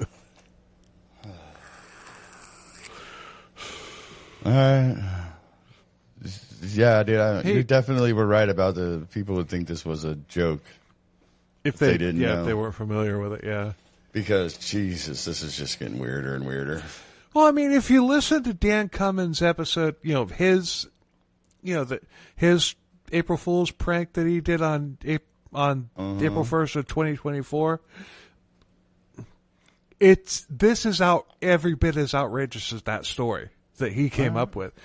Mine that we did a year earlier, that wasn't really all that outrageous. It just seemed like a regular true crime case. Yeah, and I think that's what made it better, or makes it better, is that it seemed like a real thing. Yeah, I mean, I didn't go out of my way to be like outrageous and all that joke, stuff. Yeah, but well, he got a lot of people. Apparently, he got another podcaster as well. Right. Anyway, moving on. But he then took her body to a bridge, and he pulled out a spare tire out of his trunk, and he set it next to his car, and he jacked the car up a little bit so it looked like he was just changing a tire. He then weighed her body down by tying an engine block to her, and then, chunked her in. And, well, no, he tied it to her first, and then drove to a bridge, and he chunked her in, and she was gone. Yeah. Let me guess, the water was really shallow, wasn't it? No. No? Okay. This was... I left the name of the river out, but since you were... What is it, the Willamette? Huh? What, the Willamette River? It's the only one I know in Oregon. I think so. That sounds right. Yeah? That's a deep river, isn't it? I have no fucking idea, dude. Oh. It's been decades since I've been to Oregon. Okay. Anyway, moving on. I thought you were contributing something to the episode. Well, no, I am, dude, because it is the Willamette River is the only one I know. It started with an L, I know that. But started with an L? I don't know. But and then later, look at my encyclopedia, I'll find it. But go ahead. Once the foot was too far gone, he chunked that into the river too. But that put him on a high that lasted a long time, and he wouldn't kill again until November 26, 1968, exactly 10 months to the day later. 10 months? Yeah. All right. In a role reversal, Jerry ignored his daughter but favored his son, Jason. Yeah. Okay. Darcy had just pretty much written him off completely at this time, and she did her thing while Jerry did his. She would keep the kids away from him. She'd just be away. She didn't like him. I don't blame her. All right. But the whole time Jerry was locked in his basement and everything, but he was still trying to get Darcy to do him from time to time, and she'd either ignore him or she'd leave. He kept pushing her to dress sexy for him, but she ignored him. All right. One night she was ignoring him, and he sulked off, went into his basement, put on a stuffed bra, panties, stockings, garters, and heels, walked up into the living room. Darcy just looked up and then went right back to her book. Didn't even care. No reaction whatsoever. No reaction. Jerry just stood there. Well, you don't want to fuck me? I'd fuck me. Yeah, right? Dude, that's gotta be where that came from. That's gotta be where that came from. You know? I'd fuck. But he just sulked back and changed clothes. I mean, and he was. I mean, you have to do that when you don't get the desired response. I know, just like. Oh, and by the way, he also had his dick tucked back. Yeah. Well, you know. If you're going for a look, you got to go all in. God damn, this guy. Oh, man. Anyway. But he was eating everything he could, and he was getting weight rapidly. It was a coping mechanism. I mean, but still, that just, he comes up looking like that. She looks at him. It just goes right back no to her reaction? book. Yeah. That's brutal. Oh, and I'm not judging her for doing that. I'm not. But still, for him, Yeah. ugh. Yeah, that was probably one of the biggest fuck yous you could give somebody like that. I just not here. I got my Whatever. Book. She's probably like, I knew it all along. But Jerry began working in his basement. He was outfitting it to be a sex dungeon. He put locks on the doors. He even installed an intercom system. Okay. Darcy, for the kids, they had to announce their presence before entering. He said it's because he could be developing pictures. He said it's because he set up a dark room. And one time he even bitched at Darcy for not calling before she came home from a friend's house. Oh, Jesus. Really? Yeah. Well, you know, you can't have your wife walking in on your dark room. Yeah. Oh, it definitely was a dark room. It's a dark room, yeah, but not. Yeah, I'm sure Seems our like listeners are smart enough to get that. Seems like he did know how to develop, like black and white pictures. Yeah, but like when he was taking pictures of Darcy naked and all that stuff, it's just like he could develop the black and white ones on his own. She had a issue with the ones that were color because he had to send them away. But he's just like, I took a picture at the front and the end of this of like, of like what, of something else or whatever.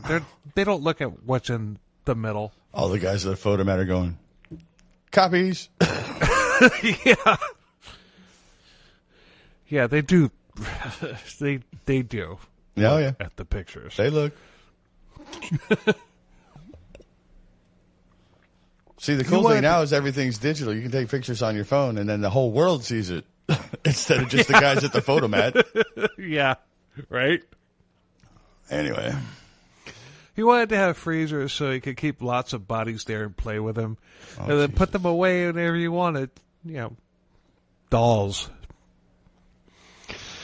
Yeah, his ultimate dream was an underground torture lair complete with cells and, for prisoners. Yeah. A large walk-in freezer. He even this is the craziest thing of this entire fucking episode. He wanted a rolling dungeon. He wanted a bus where he could just pick up multiple women in town, chain them up in the bus, and then, just like round them up. And then just bring them all home and just herd them into, not home, but wherever his underground sex dungeon, just herd them all in. All at once. I'm not sure that I see that plan working out ever. No. in any... Not with just him. Well, not even that. It's just like, if he was successful going out one time, it would only work that one time. Yeah. Yeah. Even back then, the news traveled fast Even enough. back then. Watch out for a school bus.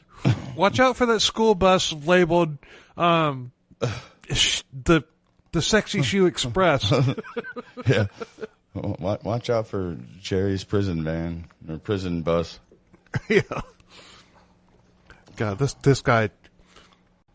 Yeah, I mean, that shock to the head really did probably. Yeah, he was already him. fucked in the head. It made him even worse. Yeah, he definitely. Yeah. Yeah. Because you even think of shit like that. Yeah, no, a bus. A bus, Really? To bring. You're just gonna drive. You're just gonna drive through Portland, downtown Portland. All right.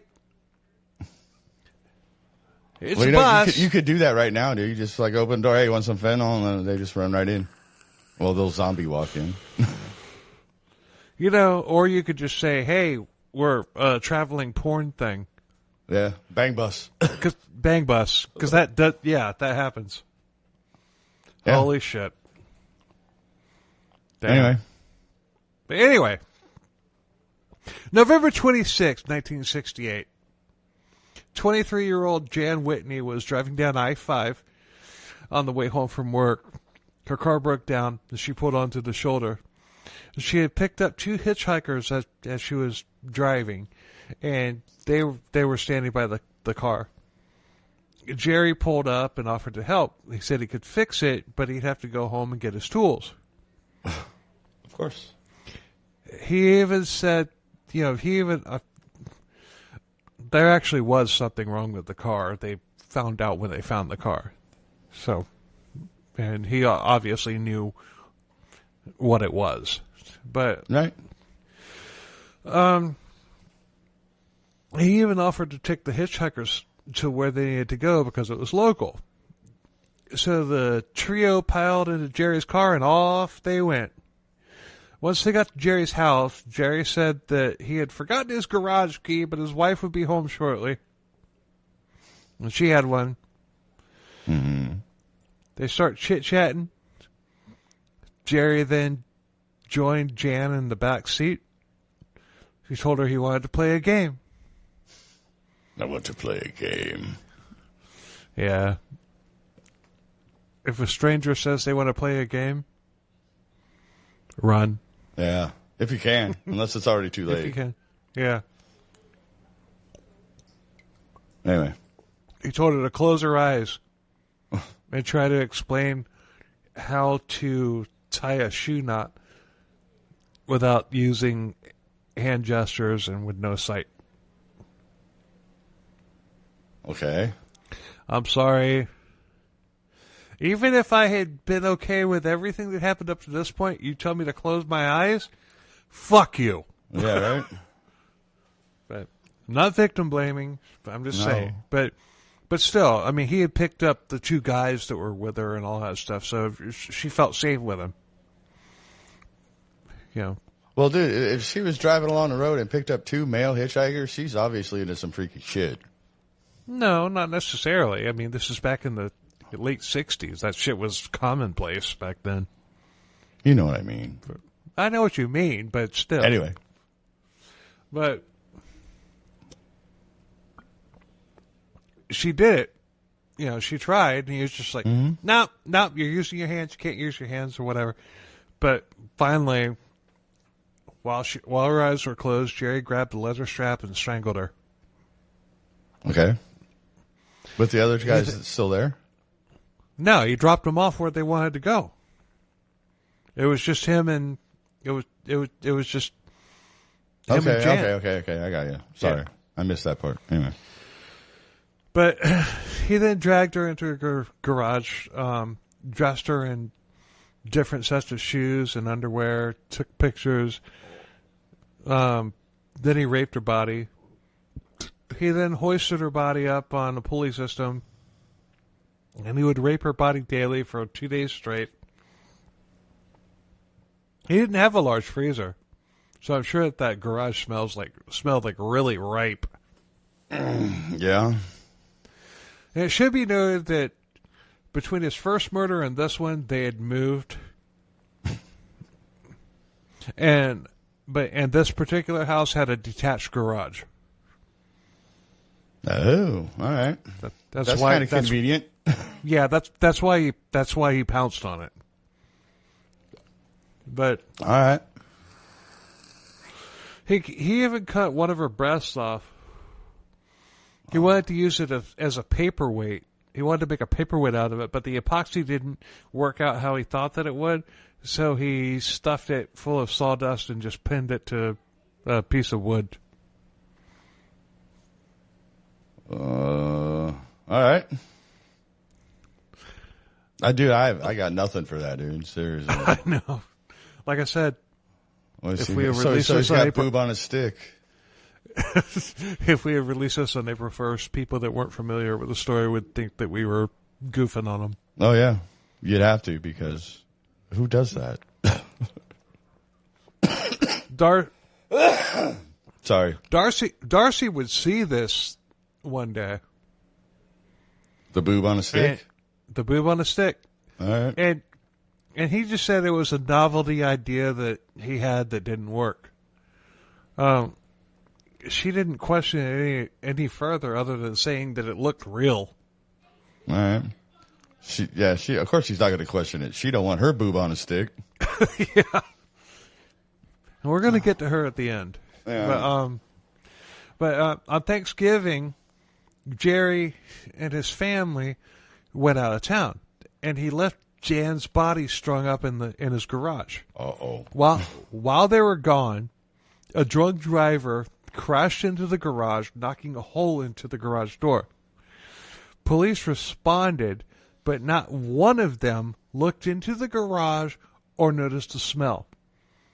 All they did was leave a business card asking Jerry to call them. They didn't want to violate his privacy. This could have ended right then and there. Yes. When they got back, he saw the damage. He found the note from the cops and he called the police. He then wrapped Damn,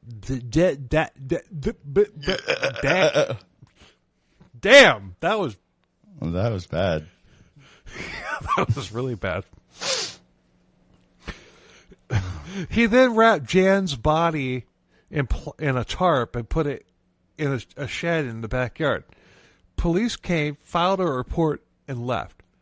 The fucking corpse is on the property. I don't know. That night, Jerry took her body, weighed it down, with another engine car part, and then tossed it off a bridge and into the river. And we have somebody that hasn't been on the show in a long time to give a little bit of commentary about this whole situation. Right. Ladies and ladies and gentlemen. Ladies and gentlemen, welcome back the one and only Dick Darwin.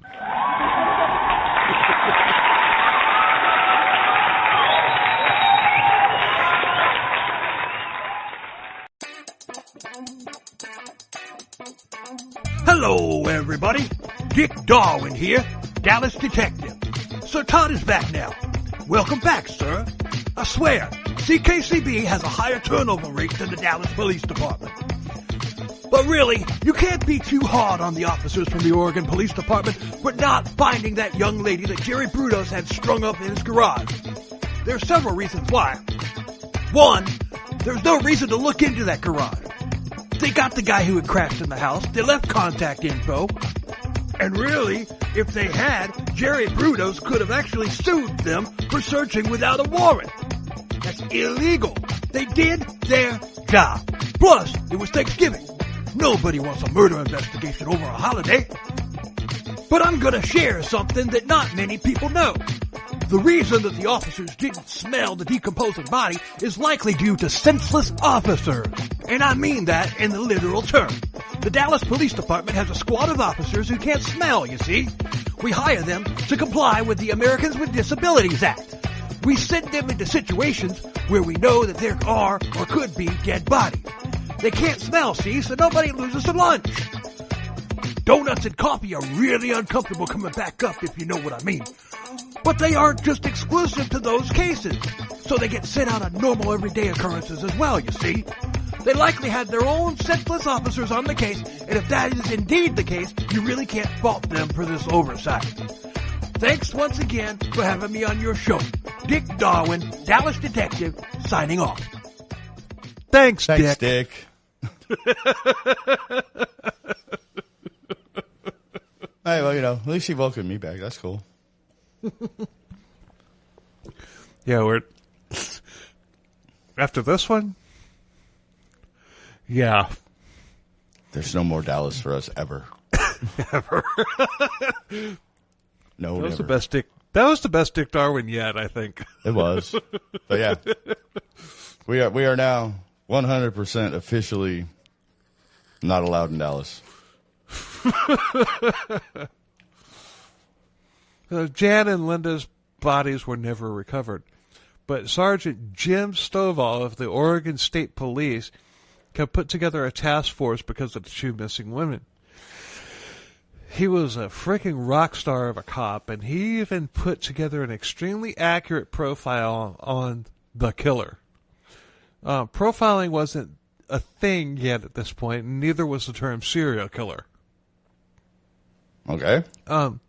Jan had been reported missing by her family, and her car was found on the road. Stovall noticed that Jan had been reported missing by her family, and her car was found on the road. Stovall noticed that it hadn't even been a year since Linda, the encyclopedia salesperson's disappearance. She had vanished, but the encyclopedia company figured that she had just quit. Lots of turnover in that. Yeah. Obviously. What a shitty job that must have been. Yeah. Right. Any door-to-door job is fucking horrible. Yeah. Her family had reported her missing as well. March 27, 1969. You'll notice that his cooling-off period is getting shorter. Jerry abducted 18-year-old Oregon State University student Karen Spinker from a department store parking lot. She was on the way to meet her mother for lunch. Jerry had seen her, and she was wearing some sweet and sexy high heels and a mini skirt. He lost her at one point, but he later found her again. He ran up to her with a real-looking plastic gun and told her to get into his car, and if she cooperated, he wouldn't hurt her. Uh-huh. They all say that. Yeah. She begged him to let her go all through the ride to Jerry's house, and once there, he asked if she was a virgin. Oh, Karen said that she was not only a virgin, but she was on her period. She's trying to be proactive. She's trying to be proactive. Yeah, she's trying to like make herself. Yes, appear. Yeah. Unattractive to a rapist. Maybe she should have just said that. No, I'm 18 years old and I've had sex with 60 men so far. It wouldn't It's so have mattered. big you could drive a train through it. Yeah, it wouldn't have mattered to Jerry though. He didn't care. Oh no. It's a process killer, not a product killer. Yeah. Well, actually, you know what? He was both. Yeah. He loved the process and he loved the product. He was both. Yeah. Yeah. Yeah. And as far as the nature versus nurture, definitely nurture. Yeah. Yeah, his mom hating him definitely pushed him in a direction. Yeah. Still, didn't give you any excuse to do the shit that this piece of shit has done. No, it doesn't. But,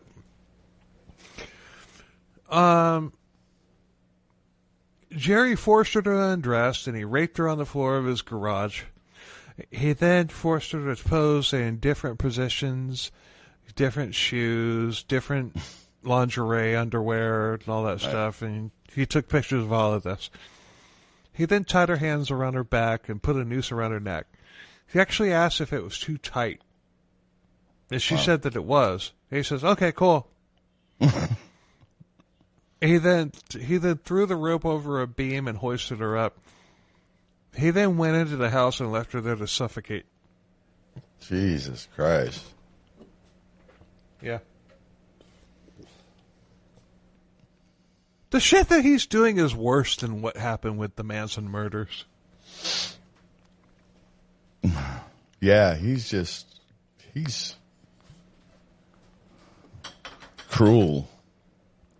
Yeah. Like excessively cruel. Yeah, and he just, he didn't give a shit. He's just like, yeah. The Manson murders, they just went in and slaughtered everybody and everything. And I'm not saying that doesn't suck. Yeah. They're not any better, but still, for this to go away because of the Manson murders, that's just crazy to me. Well, the Mansons killed somebody famous. Semi-famous. You know what I mean, though. Yeah. But and this guy, and not that the women this guy killed were nobodies, but well, and also you got to figure they weren't aspiring actresses or something. You know what I mean? Also, you got this was different. Yeah, there were others. Fuck, dude. There were others. No, the Manson murders was something different. Yeah. It's like serial killers had already started in that point at that point. So this, it's just like, okay, there's a serial killer on the list. Okay, all right. Oh my God, a cult just killed a bunch of just killed a bunch of A-list or a bunch of B-list actors. Right. Oh my God. In the home of a A-list producer, whatever. Yeah. I hope I got that right, but whatever. But dude, still, I used to know, but I don't anymore. Anyway, it doesn't matter. But that's why it was something different. Yeah, and Sharon Tate was pregnant too, right? Yeah, she was.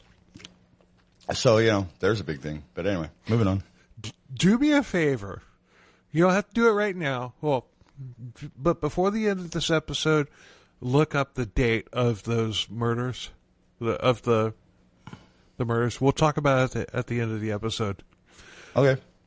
Because I'm curious to know the exact time frame between when Brudos was arrested and when that happened. So, anyway. Jerry then repeatedly raped her corpse, and he took post-mortem pictures of her as well. He cut off both of her breasts because he really wanted that boob paperweight thing. Did he figure out the resin bit yet or no? I'm getting there. All right. That night he took her to a bridge, tied an engine part to her body, and then chunked her over. He had stuffed the holes where her breasts were with like paper towels and held them in place with a bra. This wasn't for anything like symbolic or anything like that. It was just so that blood wouldn't drip all over his car. Oh, okay. Yeah, that freaked me out. I'm like, where's this going? Notice how he's escalating with each thing that he does. Each crime is worse than the previous, dating back to the time that he was a teenager. Everything that he did just got a little bit worse, a little bit worse, a little bit worse, a little bit worse. Yep. Yeah, and then once he starts murdering, each murder gets a little bit worse, a little bit worse, a little bit worse. Yeah. Damn it. All right.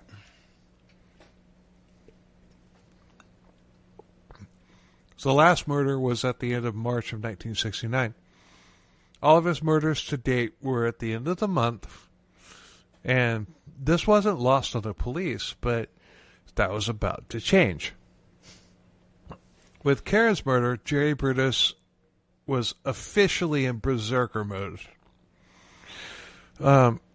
He wouldn't strike again until April 21st, 1969. But he stalked April. He stalked 24.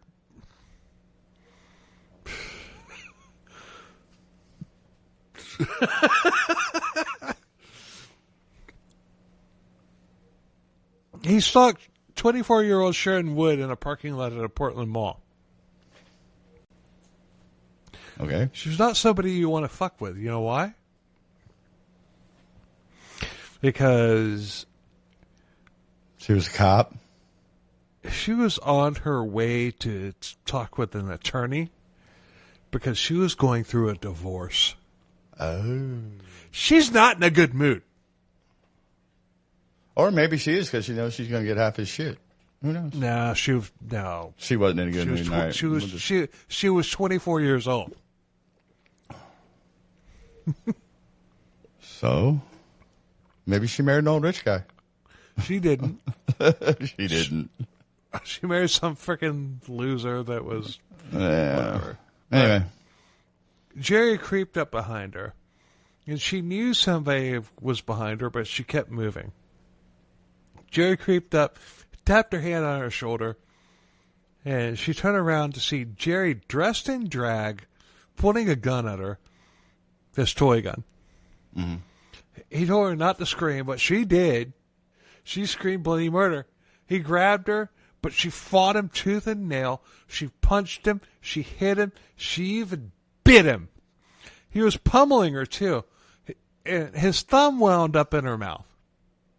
Uh-oh. She clamped down, and she wouldn't let go. It was the traumatic lockjaw, like what Andy Dufresne in Shawshank Redemption told the rapist would happen to them if they stabbed him in the ear with their dick in his mouth. Yeah. Same thing. All right. Jerry grabbed her head and then began smashing it on the ground. She, her mouth opened, but before anything else could happen, a VW bug rounded the corner. Jerry hauled ass and Sharon survived. Police took her statement, and she couldn't give a good description. She had survived because she had gotten her ass beat in the process. She did, however, say that it was a man dressed in women's clothes with freckles.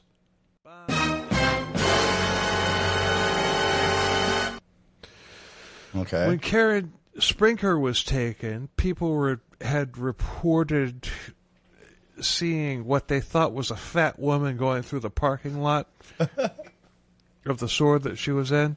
All right. And then they realized that it was a man. Okay. Because of the fact that he was awkwardly adjusting his clothes. Like he wasn't used to being in women's clothes, like that or whatever. He's just pulling his, whatever. Bras can be uncomfortable. But I'm going to call out I'm going to give a shout out to the Brohios again, the Brohio podcast. When they covered Jerry Brudos, they got Sharon on for an interview. Oh, really? Yeah, it was really good, and she said that years later, when Anne Rule had written her book, she was doing like a meet and greet, autograph signing and event and everything. Sharon didn't know that it was. That was what was going on. But she was there, and then she just, she just happened to be in the bookstore, and she saw, Anne Rule sitting there, like peddling her book. Mm-hmm. And it was about Jerry Brudos. And she's like, damn, so she got in line. I remember she that goes fucker. Yeah, she goes up, and when she gets to meet Ann Rule, she's like, yeah, I met that guy. Met him in a parking garage in Portland. And Ann Rule jumped up. She's like, oh my God, it's you, Sharon. Hugged her. Right on. All right. Yeah. You're welcome, Brohios. That's 2 plugs in one episode. But still, it's just that that's cool. Yeah, it was really cool. And when I was going through this and everything, I was just like, I think I've heard about this before. What podcast was it on? And I had to listen to several different podcasts to figure it out. And then finally, like, okay, it was the Brohios. Okay. Right on. We love you, Brohios. Yes. We'd appreciate some love back. Yeah. It is what it is. Anyway, moving on. Moving on. We're getting close to the end. Thank God. We got 7 pages to go. All right. Next day, the very next day, Jerry saw a 15-year-old. Remember, I said he's berserker mode. Uh-huh. He saw a 15-year-old Gloria Smith walking by railroad tracks, near a neighborhood. He tried to force her to go, to a green VW Carmagia. Oh.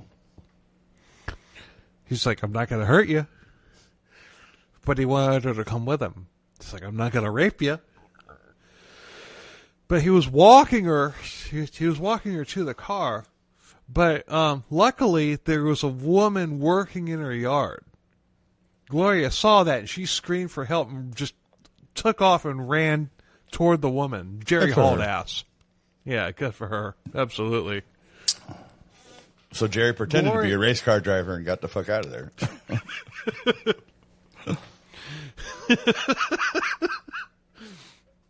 Gloria described her attacker as best as she could, but her description didn't really turn up anything. He was wearing sunglasses, baggy clothes. The usual suspects were all cleared. Jerry Brudos still wasn't on anybody's radar, but she did mention that her attacker had freckles. I was waiting for the freckles to come back. They're going to come back again too, but it's actually the freckles that really did him in. Yeah, but sure as hell wasn't the senseless cops. Looking Dick Darwin. Love that guy. Goddamn right. So Jerry's already in berserker mode. He struck out twice in 2 days, so he's really pissed at this point. I would guess, yeah.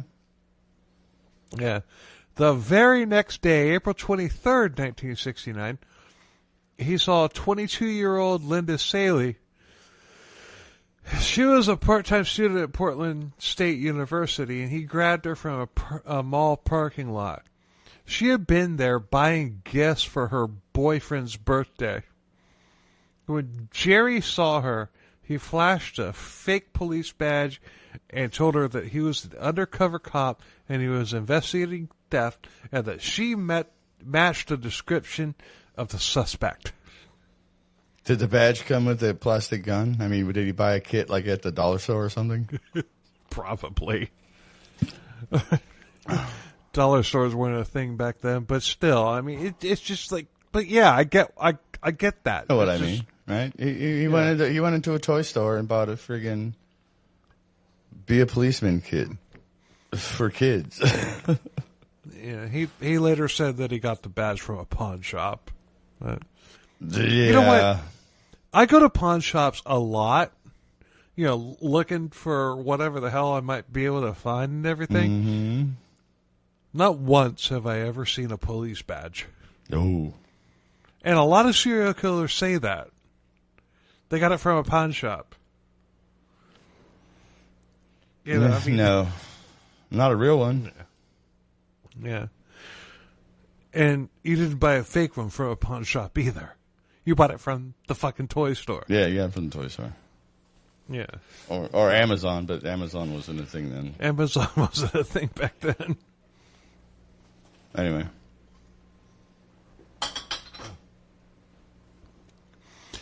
So, he said he was placing her under arrest, and Linda said, she's like, I didn't do anything. I've got the receipts for everything that I have.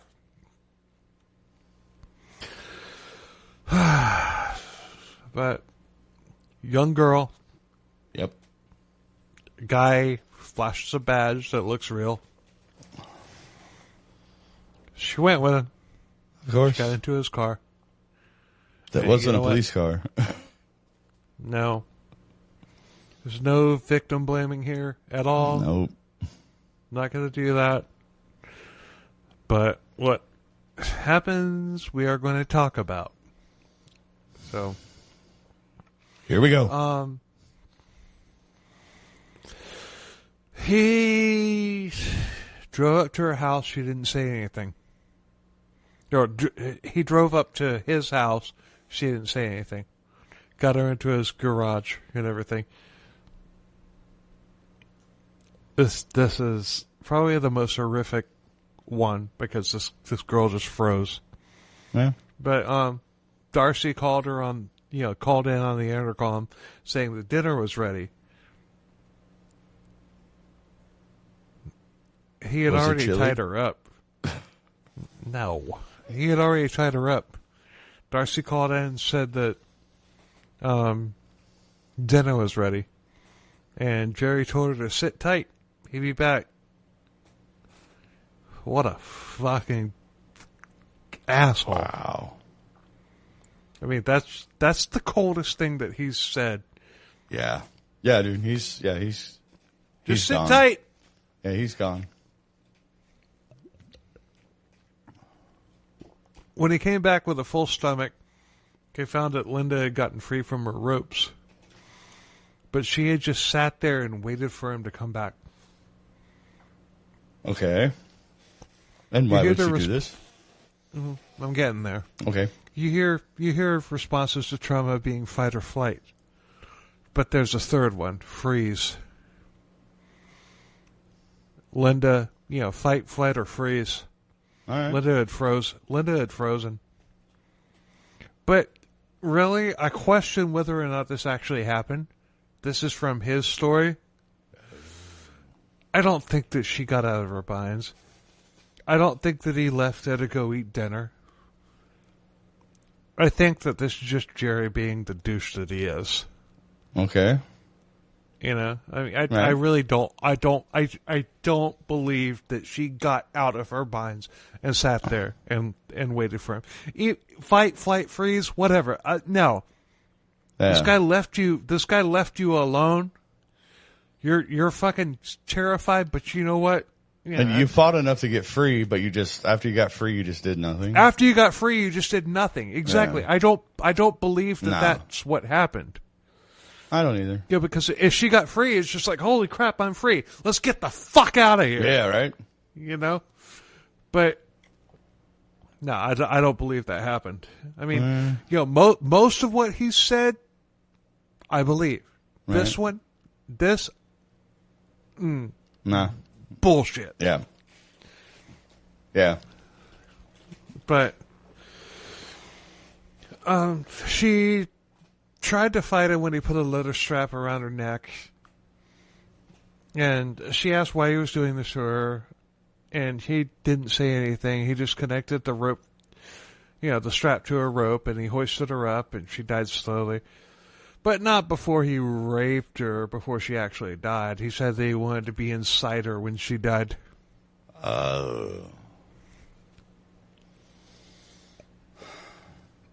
Damn, this guy's a sick fucker, man. Holy shit. Yeah. This is a case that I've wanted to cover for a while. Right. And, like I was telling you earlier, I don't think that if I covered this case a year ago, I'd be able to cover it with the way that it's just a year ago the podcast was much better than it was a year prior. You know, but now a year later the podcast is much better than it was a year ago. And I just don't think that I would have been able to like tell the story and ridicule this guy like subtly yet intentionally the way that I am in this episode. Right. I got you. And I hope our listeners enjoy it. I hope so too. I know they were. I mean, this is definitely the funniest Jerry Brudos episode there is. Well, all right. Well, let's. But we're getting respectful when it comes in, you know, into this part of the fucking story, because. But once she died, he wasn't done. Well, of course He not. strung her back up. Oh, yeah, he raped her corpse too, but he strung her back up, and he stuck 2 needles into her sides below her armpits. He connected those wires to them, you know, the wires to a car battery, and tried to zap her to make her body move. He wanted her body to dance. And it didn't work, but put a knife in that. I'm not sure I want to.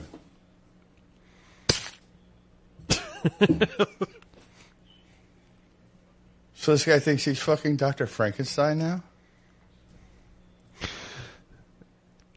A wannabe. Well, you know what I mean. They kept her body for 24 hours, raping it several more times. They then tied an engine part to her body and tossed it off a bridge. Yeah, his typical MO. Yeah. Missing persons posters have been going up all over Portland for the missing women. And when the newspaper, you know, and the newspaper had been running stories about them and everything, women were scared, as they usually are when they find out there's a fucking serial killer on the loose. 2 weeks after Linda's murder, the second Linda, not the first one, he's killed 2 Lindas, her body was found. It was floating in the river, and a fisherman found her. Okay. Her breasts had been filled by paper towels held in by a bra. And then, you know, once he reported it, Karen Spinkler's body was found about 50 yards away. Oh. Sergeant Stovall, yeah, rock star cop, Right. was on the case immediately, and he knew that he was dealing with a serial killer. He had the area dredged, but nothing else was found. Remember, I said that his first 2 murders, you know, murder victims, they were never found. But both of these women have been tied to engine parts with knots tied that, you know, the way that an electrician would do it. Yeah, copper wire was used as well. All right. These women were the same build, same age, and they had both been, like, asphyxiated as cause of death. Newspapers were all over this, and Jerry was eating it up. He stumped the police, and he was loving life, and he wanted more. All right. Instead of being terrified that they're figuring out his fucking MO. But they don't know it's him. Yeah, but they're getting close. Not really. Not at this point. Dude, if I killed people and threw them into a river and they found the bodies of those women in a river, that, you know, in that river, I would be freaking the fuck out. He's not. This guy's got balls of fucking steel. Well, no. This guy's got balls got brains scrambled by fucking being electrocuted. And by having a mom that was... And a mom that hated him, yeah. Yeah. Anyway, all right, moving on. But he wanted more. Of course. He began trying to get dates in a very strange way. So he's evolving once again, escalating. Escalating, yeah. He would call the dorm switchboard at the colleges and ask for a random female name. Yeah, I want to talk to Susan. I want to talk to Susan. When he got it right, he would say that a friend had given him her number, and he would say that he was a Vietnam vet and that he had ESP powers. Oh. And this actually worked. It actually worked. Okay. He got several dates off of this. He didn't kill any of them. But one woman he went on a date with, he creeped her out big time. He started talking about the 2 dead girls that were all over the news. And he started massaging her shoulders and told her, it's like, you need to get sad for the 2 dead girls. Fuck me, dude. Really? Why? Why would you do that? Tell me you're a serial killer without telling me you're a serial killer. No shit. What in the fucking fuck, dude? All right. After the date, he asked her why she had gone out with him. He could have been the killer after all, and he could have taken her to the river. The odds of 2 serial killers being in the same car is astronomical. Well, there was only one. But you know what still. I mean. Yeah. She reported this to the police. And they told her that if he called back to set up a date, to contact them immediately. She's like, they told set up the date, agree to the date. She described her attacker as being around 30, tall, thinning, blonde, fair hair, fat, and he had what? Freckles. Bum, bum, bum.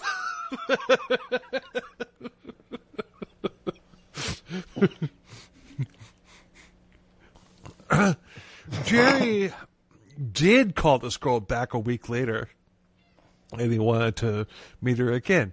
He wanted to meet her as, quote, Coca-Cola and conversation. All right. He's like, I'll pick you up in 15 minutes. I'll pick you up in about 15 minutes. But she's like, I gotta wash my hair. Yeah. Dude, so whatever. Yeah. So let's make it an hour. Yeah. He agreed, and she immediately called the police. Yeah, dude. I mean, dude, you can't tell a chick you're going to pick her up in 15 minutes, dude. No. I mean, yeah, I'll pick you up in 15 minutes from this same time tomorrow, and then you'll be ready. Anyway. Plainclothes officers showed up in the commons area of the dorm building and waited. Right on schedule, Jerry showed up and sat down at a table.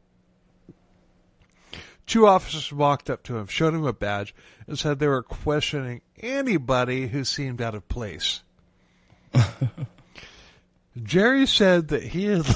This is but the he didn't worst. show him. He didn't show them his badge. Like, dude, I'm doing the same thing. God, he should have. We're on the same side here, bros. Come on. Yeah, I'm an undercover officer.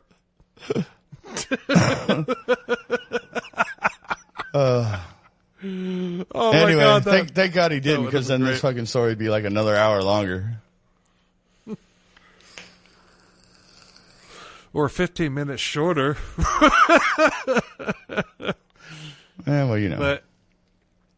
But Jerry said that he lived in Salem, and that he had just mowed a friend's lawn and decided to check out the college. That's like the worst freaking as 30-somethings story. do. Yeah, that's like the worst thing that I've ever heard. I mean, at 30-something and go to college. I mean, yeah, dude, I mean, but this is 1969, man. That shit didn't happen. Right. Anyway. Moving on. The cops knew that he was full of shit, but that wasn't enough to arrest him. But he had shown them his ID, his driver's license. Ooh. All right. Coincidentally, he left and didn't try to go on the date. He would have gotten stood up for that anyway. Oh yeah. Yeah. But the police dug into his background. They found his history of mental illness, his being institutionalized, as well as his record of assaulting people when he was a teen. And I thought you were expunged once you turned 18. I don't know. Well, No, you have to do a whole other thing to get that done. Oh, okay. But still, this is late 60s. I don't know. Late 60s. But I don't know. I just thought that was weird because I thought that once you turned 18, you got expunged of anything that you'd done. I don't agree with that. I think that. See, I think you have to go to court again and ask the judge to do that. I don't think it automatically happens. I mean, you can get it done, but I think you have to ask for it. Oh, okay. I think. Don't hold me to that because, I'm not a lawyer. I don't know. I don't know either. But, but if anybody knows, put the answer in the comments. Yeah. By the way, you can comment on Spotify now. Oh, you can? Holy shit. Yes. So, well then, light the comments up, listeners. Come on. Yeah. Apple and Spotify and YouTube. There's ways to comment. But, they also found that he had lived near the area where the other two missing women, the first two, were last seen. They were sure that they had their guy. And they went to his place for some follow-up questions. He was in his garage. One cop noticed some rope that looked like the rope that the women had been tied with. Okay. Jerry offered it to them, and he cut a length of rope off and actually gave it to them. This guy's freaking brazen. He's yeah. He gives no fucks. Yeah. The cop also saw. You can't actually dust for vomit. That's the kind of mentality. Yeah. Anyway. The cop also saw like a knot that had been cut off, and he slipped it into his pocket. Okay. Later, on May 28, 1969, a warrant was served. When they arrived, neighbors, when the police arrived, neighbors said that, they had just taken off, and they were headed for I-5. And by the way, we call it I-4 in Florida. Mm-hmm. But in California, they call it the 5. The 5? The 5. Good. One more reason for me not to go to California. I don't know. It's just, I-4 sounds a lot more menacing, and it is. Well, now, I-4 is not more menacing than I-5. But by calling it the 5, yeah, you're cheapening its... It's parking lot status. Call it I-5. Call it I-5. Don't call it the 5. Yeah. Call it I-5. Well, I'm just saying. They're trying to be cool in California. Yeah, but you know what? Y'all in California, you got your own problems and everything. What you call I-5 is the least of your worries. And we're going to leave it right there. Because, California is one state that I wouldn't mind being banned from because I don't ever want to go there anyway. But, it's what it is. Yeah, we're cutting that part out. I hope so. I mean, I don't care. I don't give a fuck. Yeah, but we want California listeners too. But well, dude, all the people that are normal in California, and by normal I mean like us, have left California. yeah, but dude, Sylvester Stallone packed up his entire family and moved to Florida. I know, but we have more listeners in Seattle than anywhere else in the world. Yeah, but Seattle's not in even California. in Florida. Well, every city in Florida, we probably have more in Florida, but one isolated, one specific. I know city, it surprises me that Seattle is looking. I know. But anyway, moving on. Let's finish this. Yeah, we're almost. To quote our friend Mark from The Hat, I'm getting weary. You're weary. Later on, May 28, 1969, a warrant was served. And when the police arrived, the neighbor said they had just taken off and they were headed for I-5. An all-points bulletin was issued for them. They didn't want him crossing into Washington State, which is very close to Portland, if you aren't familiar with the geography. But they definitely didn't want him getting into Canada. So they located the car quickly. They pulled it over. Darcy, which that's freaking amazing to me. They got him. They caught him before he crossed into Washington State. Yeah. We're only talking. I mean, dude, it's a drive to go from Portland to not Seattle. It's right across the river. You're in Vancouver, Washington, right across the river. It's further than that, dude. Because we used to do that. We used to do. I've done that drive, dude. I've sat in the back of a truck for 4 fucking hours going to fucking Seattle, going to Washington State. Not from Portland. Yeah, from Portland. Because as soon as you cross that fucking river in Portland, you're in Washington State. Vancouver, Washington. All right, if you say so. I've been there. I don't know. Then maybe I've been Mandela affected and I just remember it different. No. The only thing separating Portland, Oregon from Vancouver, Washington is the river. If you say so. I do. I was there in 2018. All right, then. But they located the car quickly and pulled it over. Darcy was driving. Both kids were in the front seat, the front passenger seat. All right. They found Jerry hiding under a blanket in the back seat. He was arrested. They'll never know I'm here. It'll be fine. Yeah. He was arrested when they strip searched him. He was wearing women's underwear. All right. What do you think he said? Oh my God. To explain it. What do you think he said? I can't even guess at this point anymore.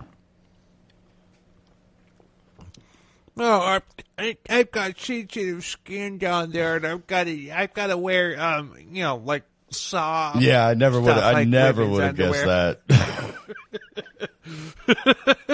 Yeah, there's no way that would have been my guess.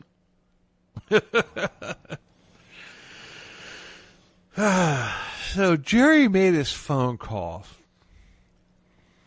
Darcy told him to burn all of his pictures and all of the women's clothes that he had. He had actually told her not to go into the attic of the house because there was rats in it.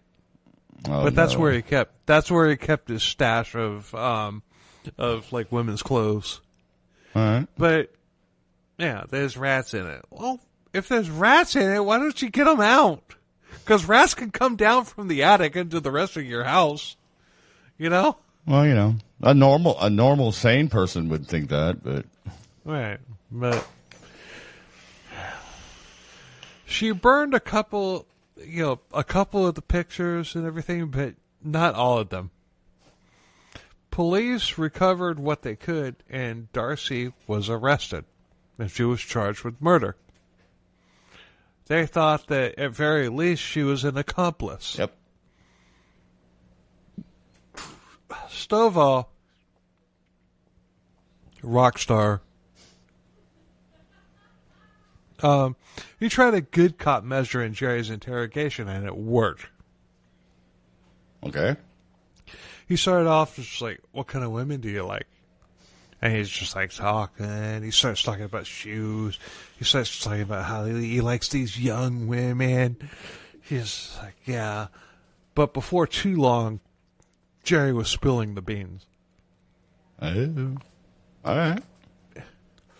Police found a photo of one of the women that he had killed up on that hoist that he had. Yeah. He had put it. It's not clear which woman that it was, but he had put a mirror under the floor under her, and he had taken a picture of the mirror showing her from the bottom, like a very sadistic upskirt.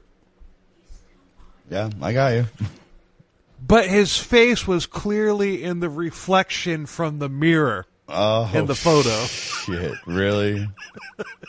Yeah.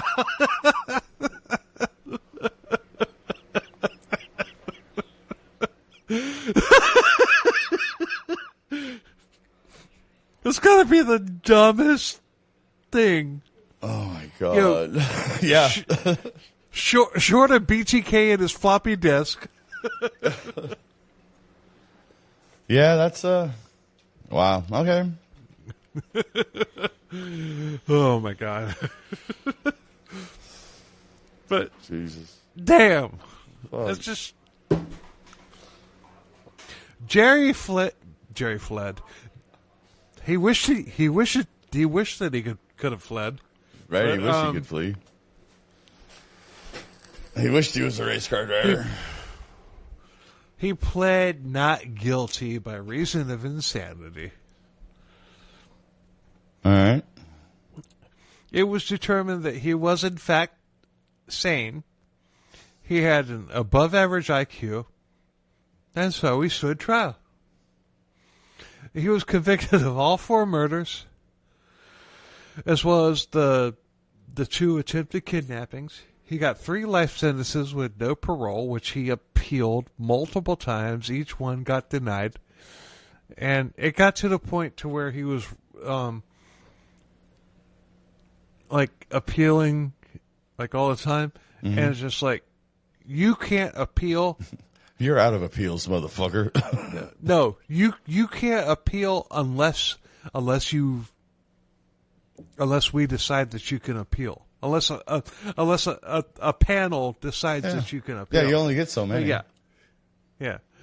So he wrote many letters accusing Oregon of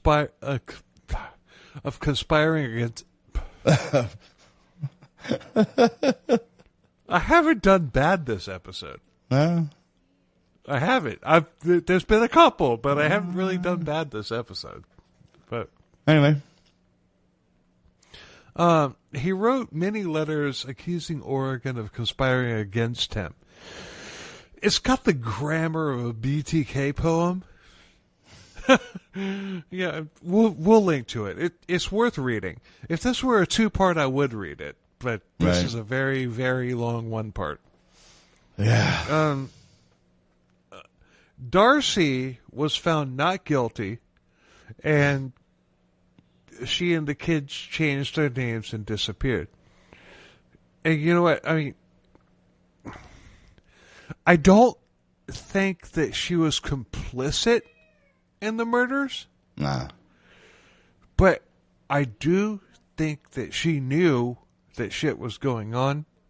She had to know something, yeah. And because of the fact that she's just so, like, brainwashed by this dude, even though she basically just like cut him off and everything, it's still her husband. Yeah. Look at the time frame that it was in. Yeah. You know, I mean, she saw some things. She probably, she probably did not see a body, but she definitely had to have known that he was up to some shit. Look, where are you getting all these women's clothes from? Yeah. I've seen. So, but whatever. She was found not guilty. Well, yeah, and I mean, she was charged, but she was found not guilty. There was a witness in the case that was just like, I saw her helping, helping Jerry carry a body into the house. uh-huh. No, you didn't. No, you didn't. It was just somebody like trying to get there. There 15 minutes. Yeah, but it actually made it into court. She was just like, and the defense attorney just shot it down. And it was fucking brilliant how how she did it. It was just like, I've been in your house, taking pictures. How could you have seen it when there's like evergreen hedge between your house and theirs? I mean, yeah, but I mean, The my cousin Vinny defense. yeah, but still, I mean, Darcy compartmentalized. Oh yeah, She was going along to get along. Did she know something was going on? She probably didn't know that he was actually killing people. No, But she did know that he was into some freaky ass shit. yeah, right. There'd be pictures of her all over the internet Yeah, right. if there was internet. But at the same time, I mean, there's. I don't know. I don't know what I think about her. You know, yeah. It's just like, I don't think that she was complicit in the killings. Mm-hmm. But I do think that she knows more than she's letting on to. Oh, yeah, probably. Yeah, but who cares? She was not guilty. She took off, hopefully raised their kids to be normal, fucking humans. yeah, and I'm getting to that. But also, she was his toy from day one. Mm-hmm. From the moment they met. So it's just like, I don't know. I really don't. I don't think that she was complicit. I don't think that she knew every freaking detail that was going on. I do think that she knew something. Yeah. All right. And she I do think that she compartmentalized, basically buried it deep down. I don't know. I don't know anything. Whatever. But whatever. Yeah. But still, she didn't kill anybody. She didn't help kill anybody. I do believe that. Exactly. So, but anyway, yeah, she was found not guilty. She and her kids got their names changed and they disappeared. Mm-hmm. But the prison guards liked Jerry. Oh no. Yeah, he was helpful. Yeah, he wired the prison with TV cable. The inmates, they didn't like him very much. I would imagine so. He was raped and beaten several times. Mm-hmm. And on May 28, 2006, Jerry Brudos died of aggressive liver cancer. All right. At the time of his death, he was the longest serving inmate in all of Oregon. Wow. So what do you think? Craziest story we've ever covered? No. That's Michael Malloy. Yeah. Nothing's going to top that first one, dude. No. But that one's real. That one's a close second to it. Yeah. Fuck my And that life. was a lot more recent than Michael Malloy's story was. Yeah. All right. So when did they catch him again? 1969. No, what month? Hold on. God, I gotta go all the way back up. You're the one that asked me to do this. I know. Why didn't you do it? You told me to wait till the end. I wanted you to have it ready for me at the end.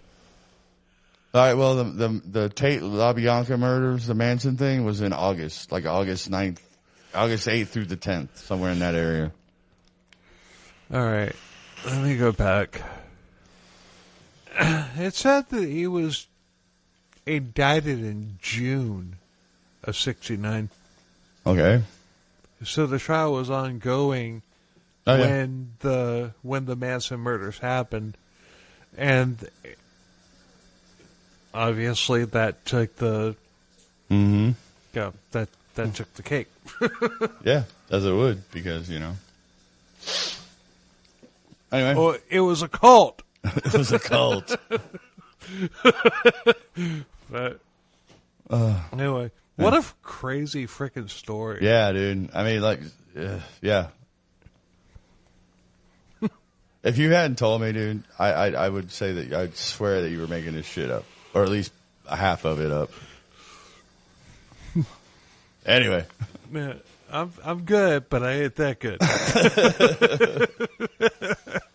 But anyway, thanks a hell of a lot for listening. We appreciate the hell out of it.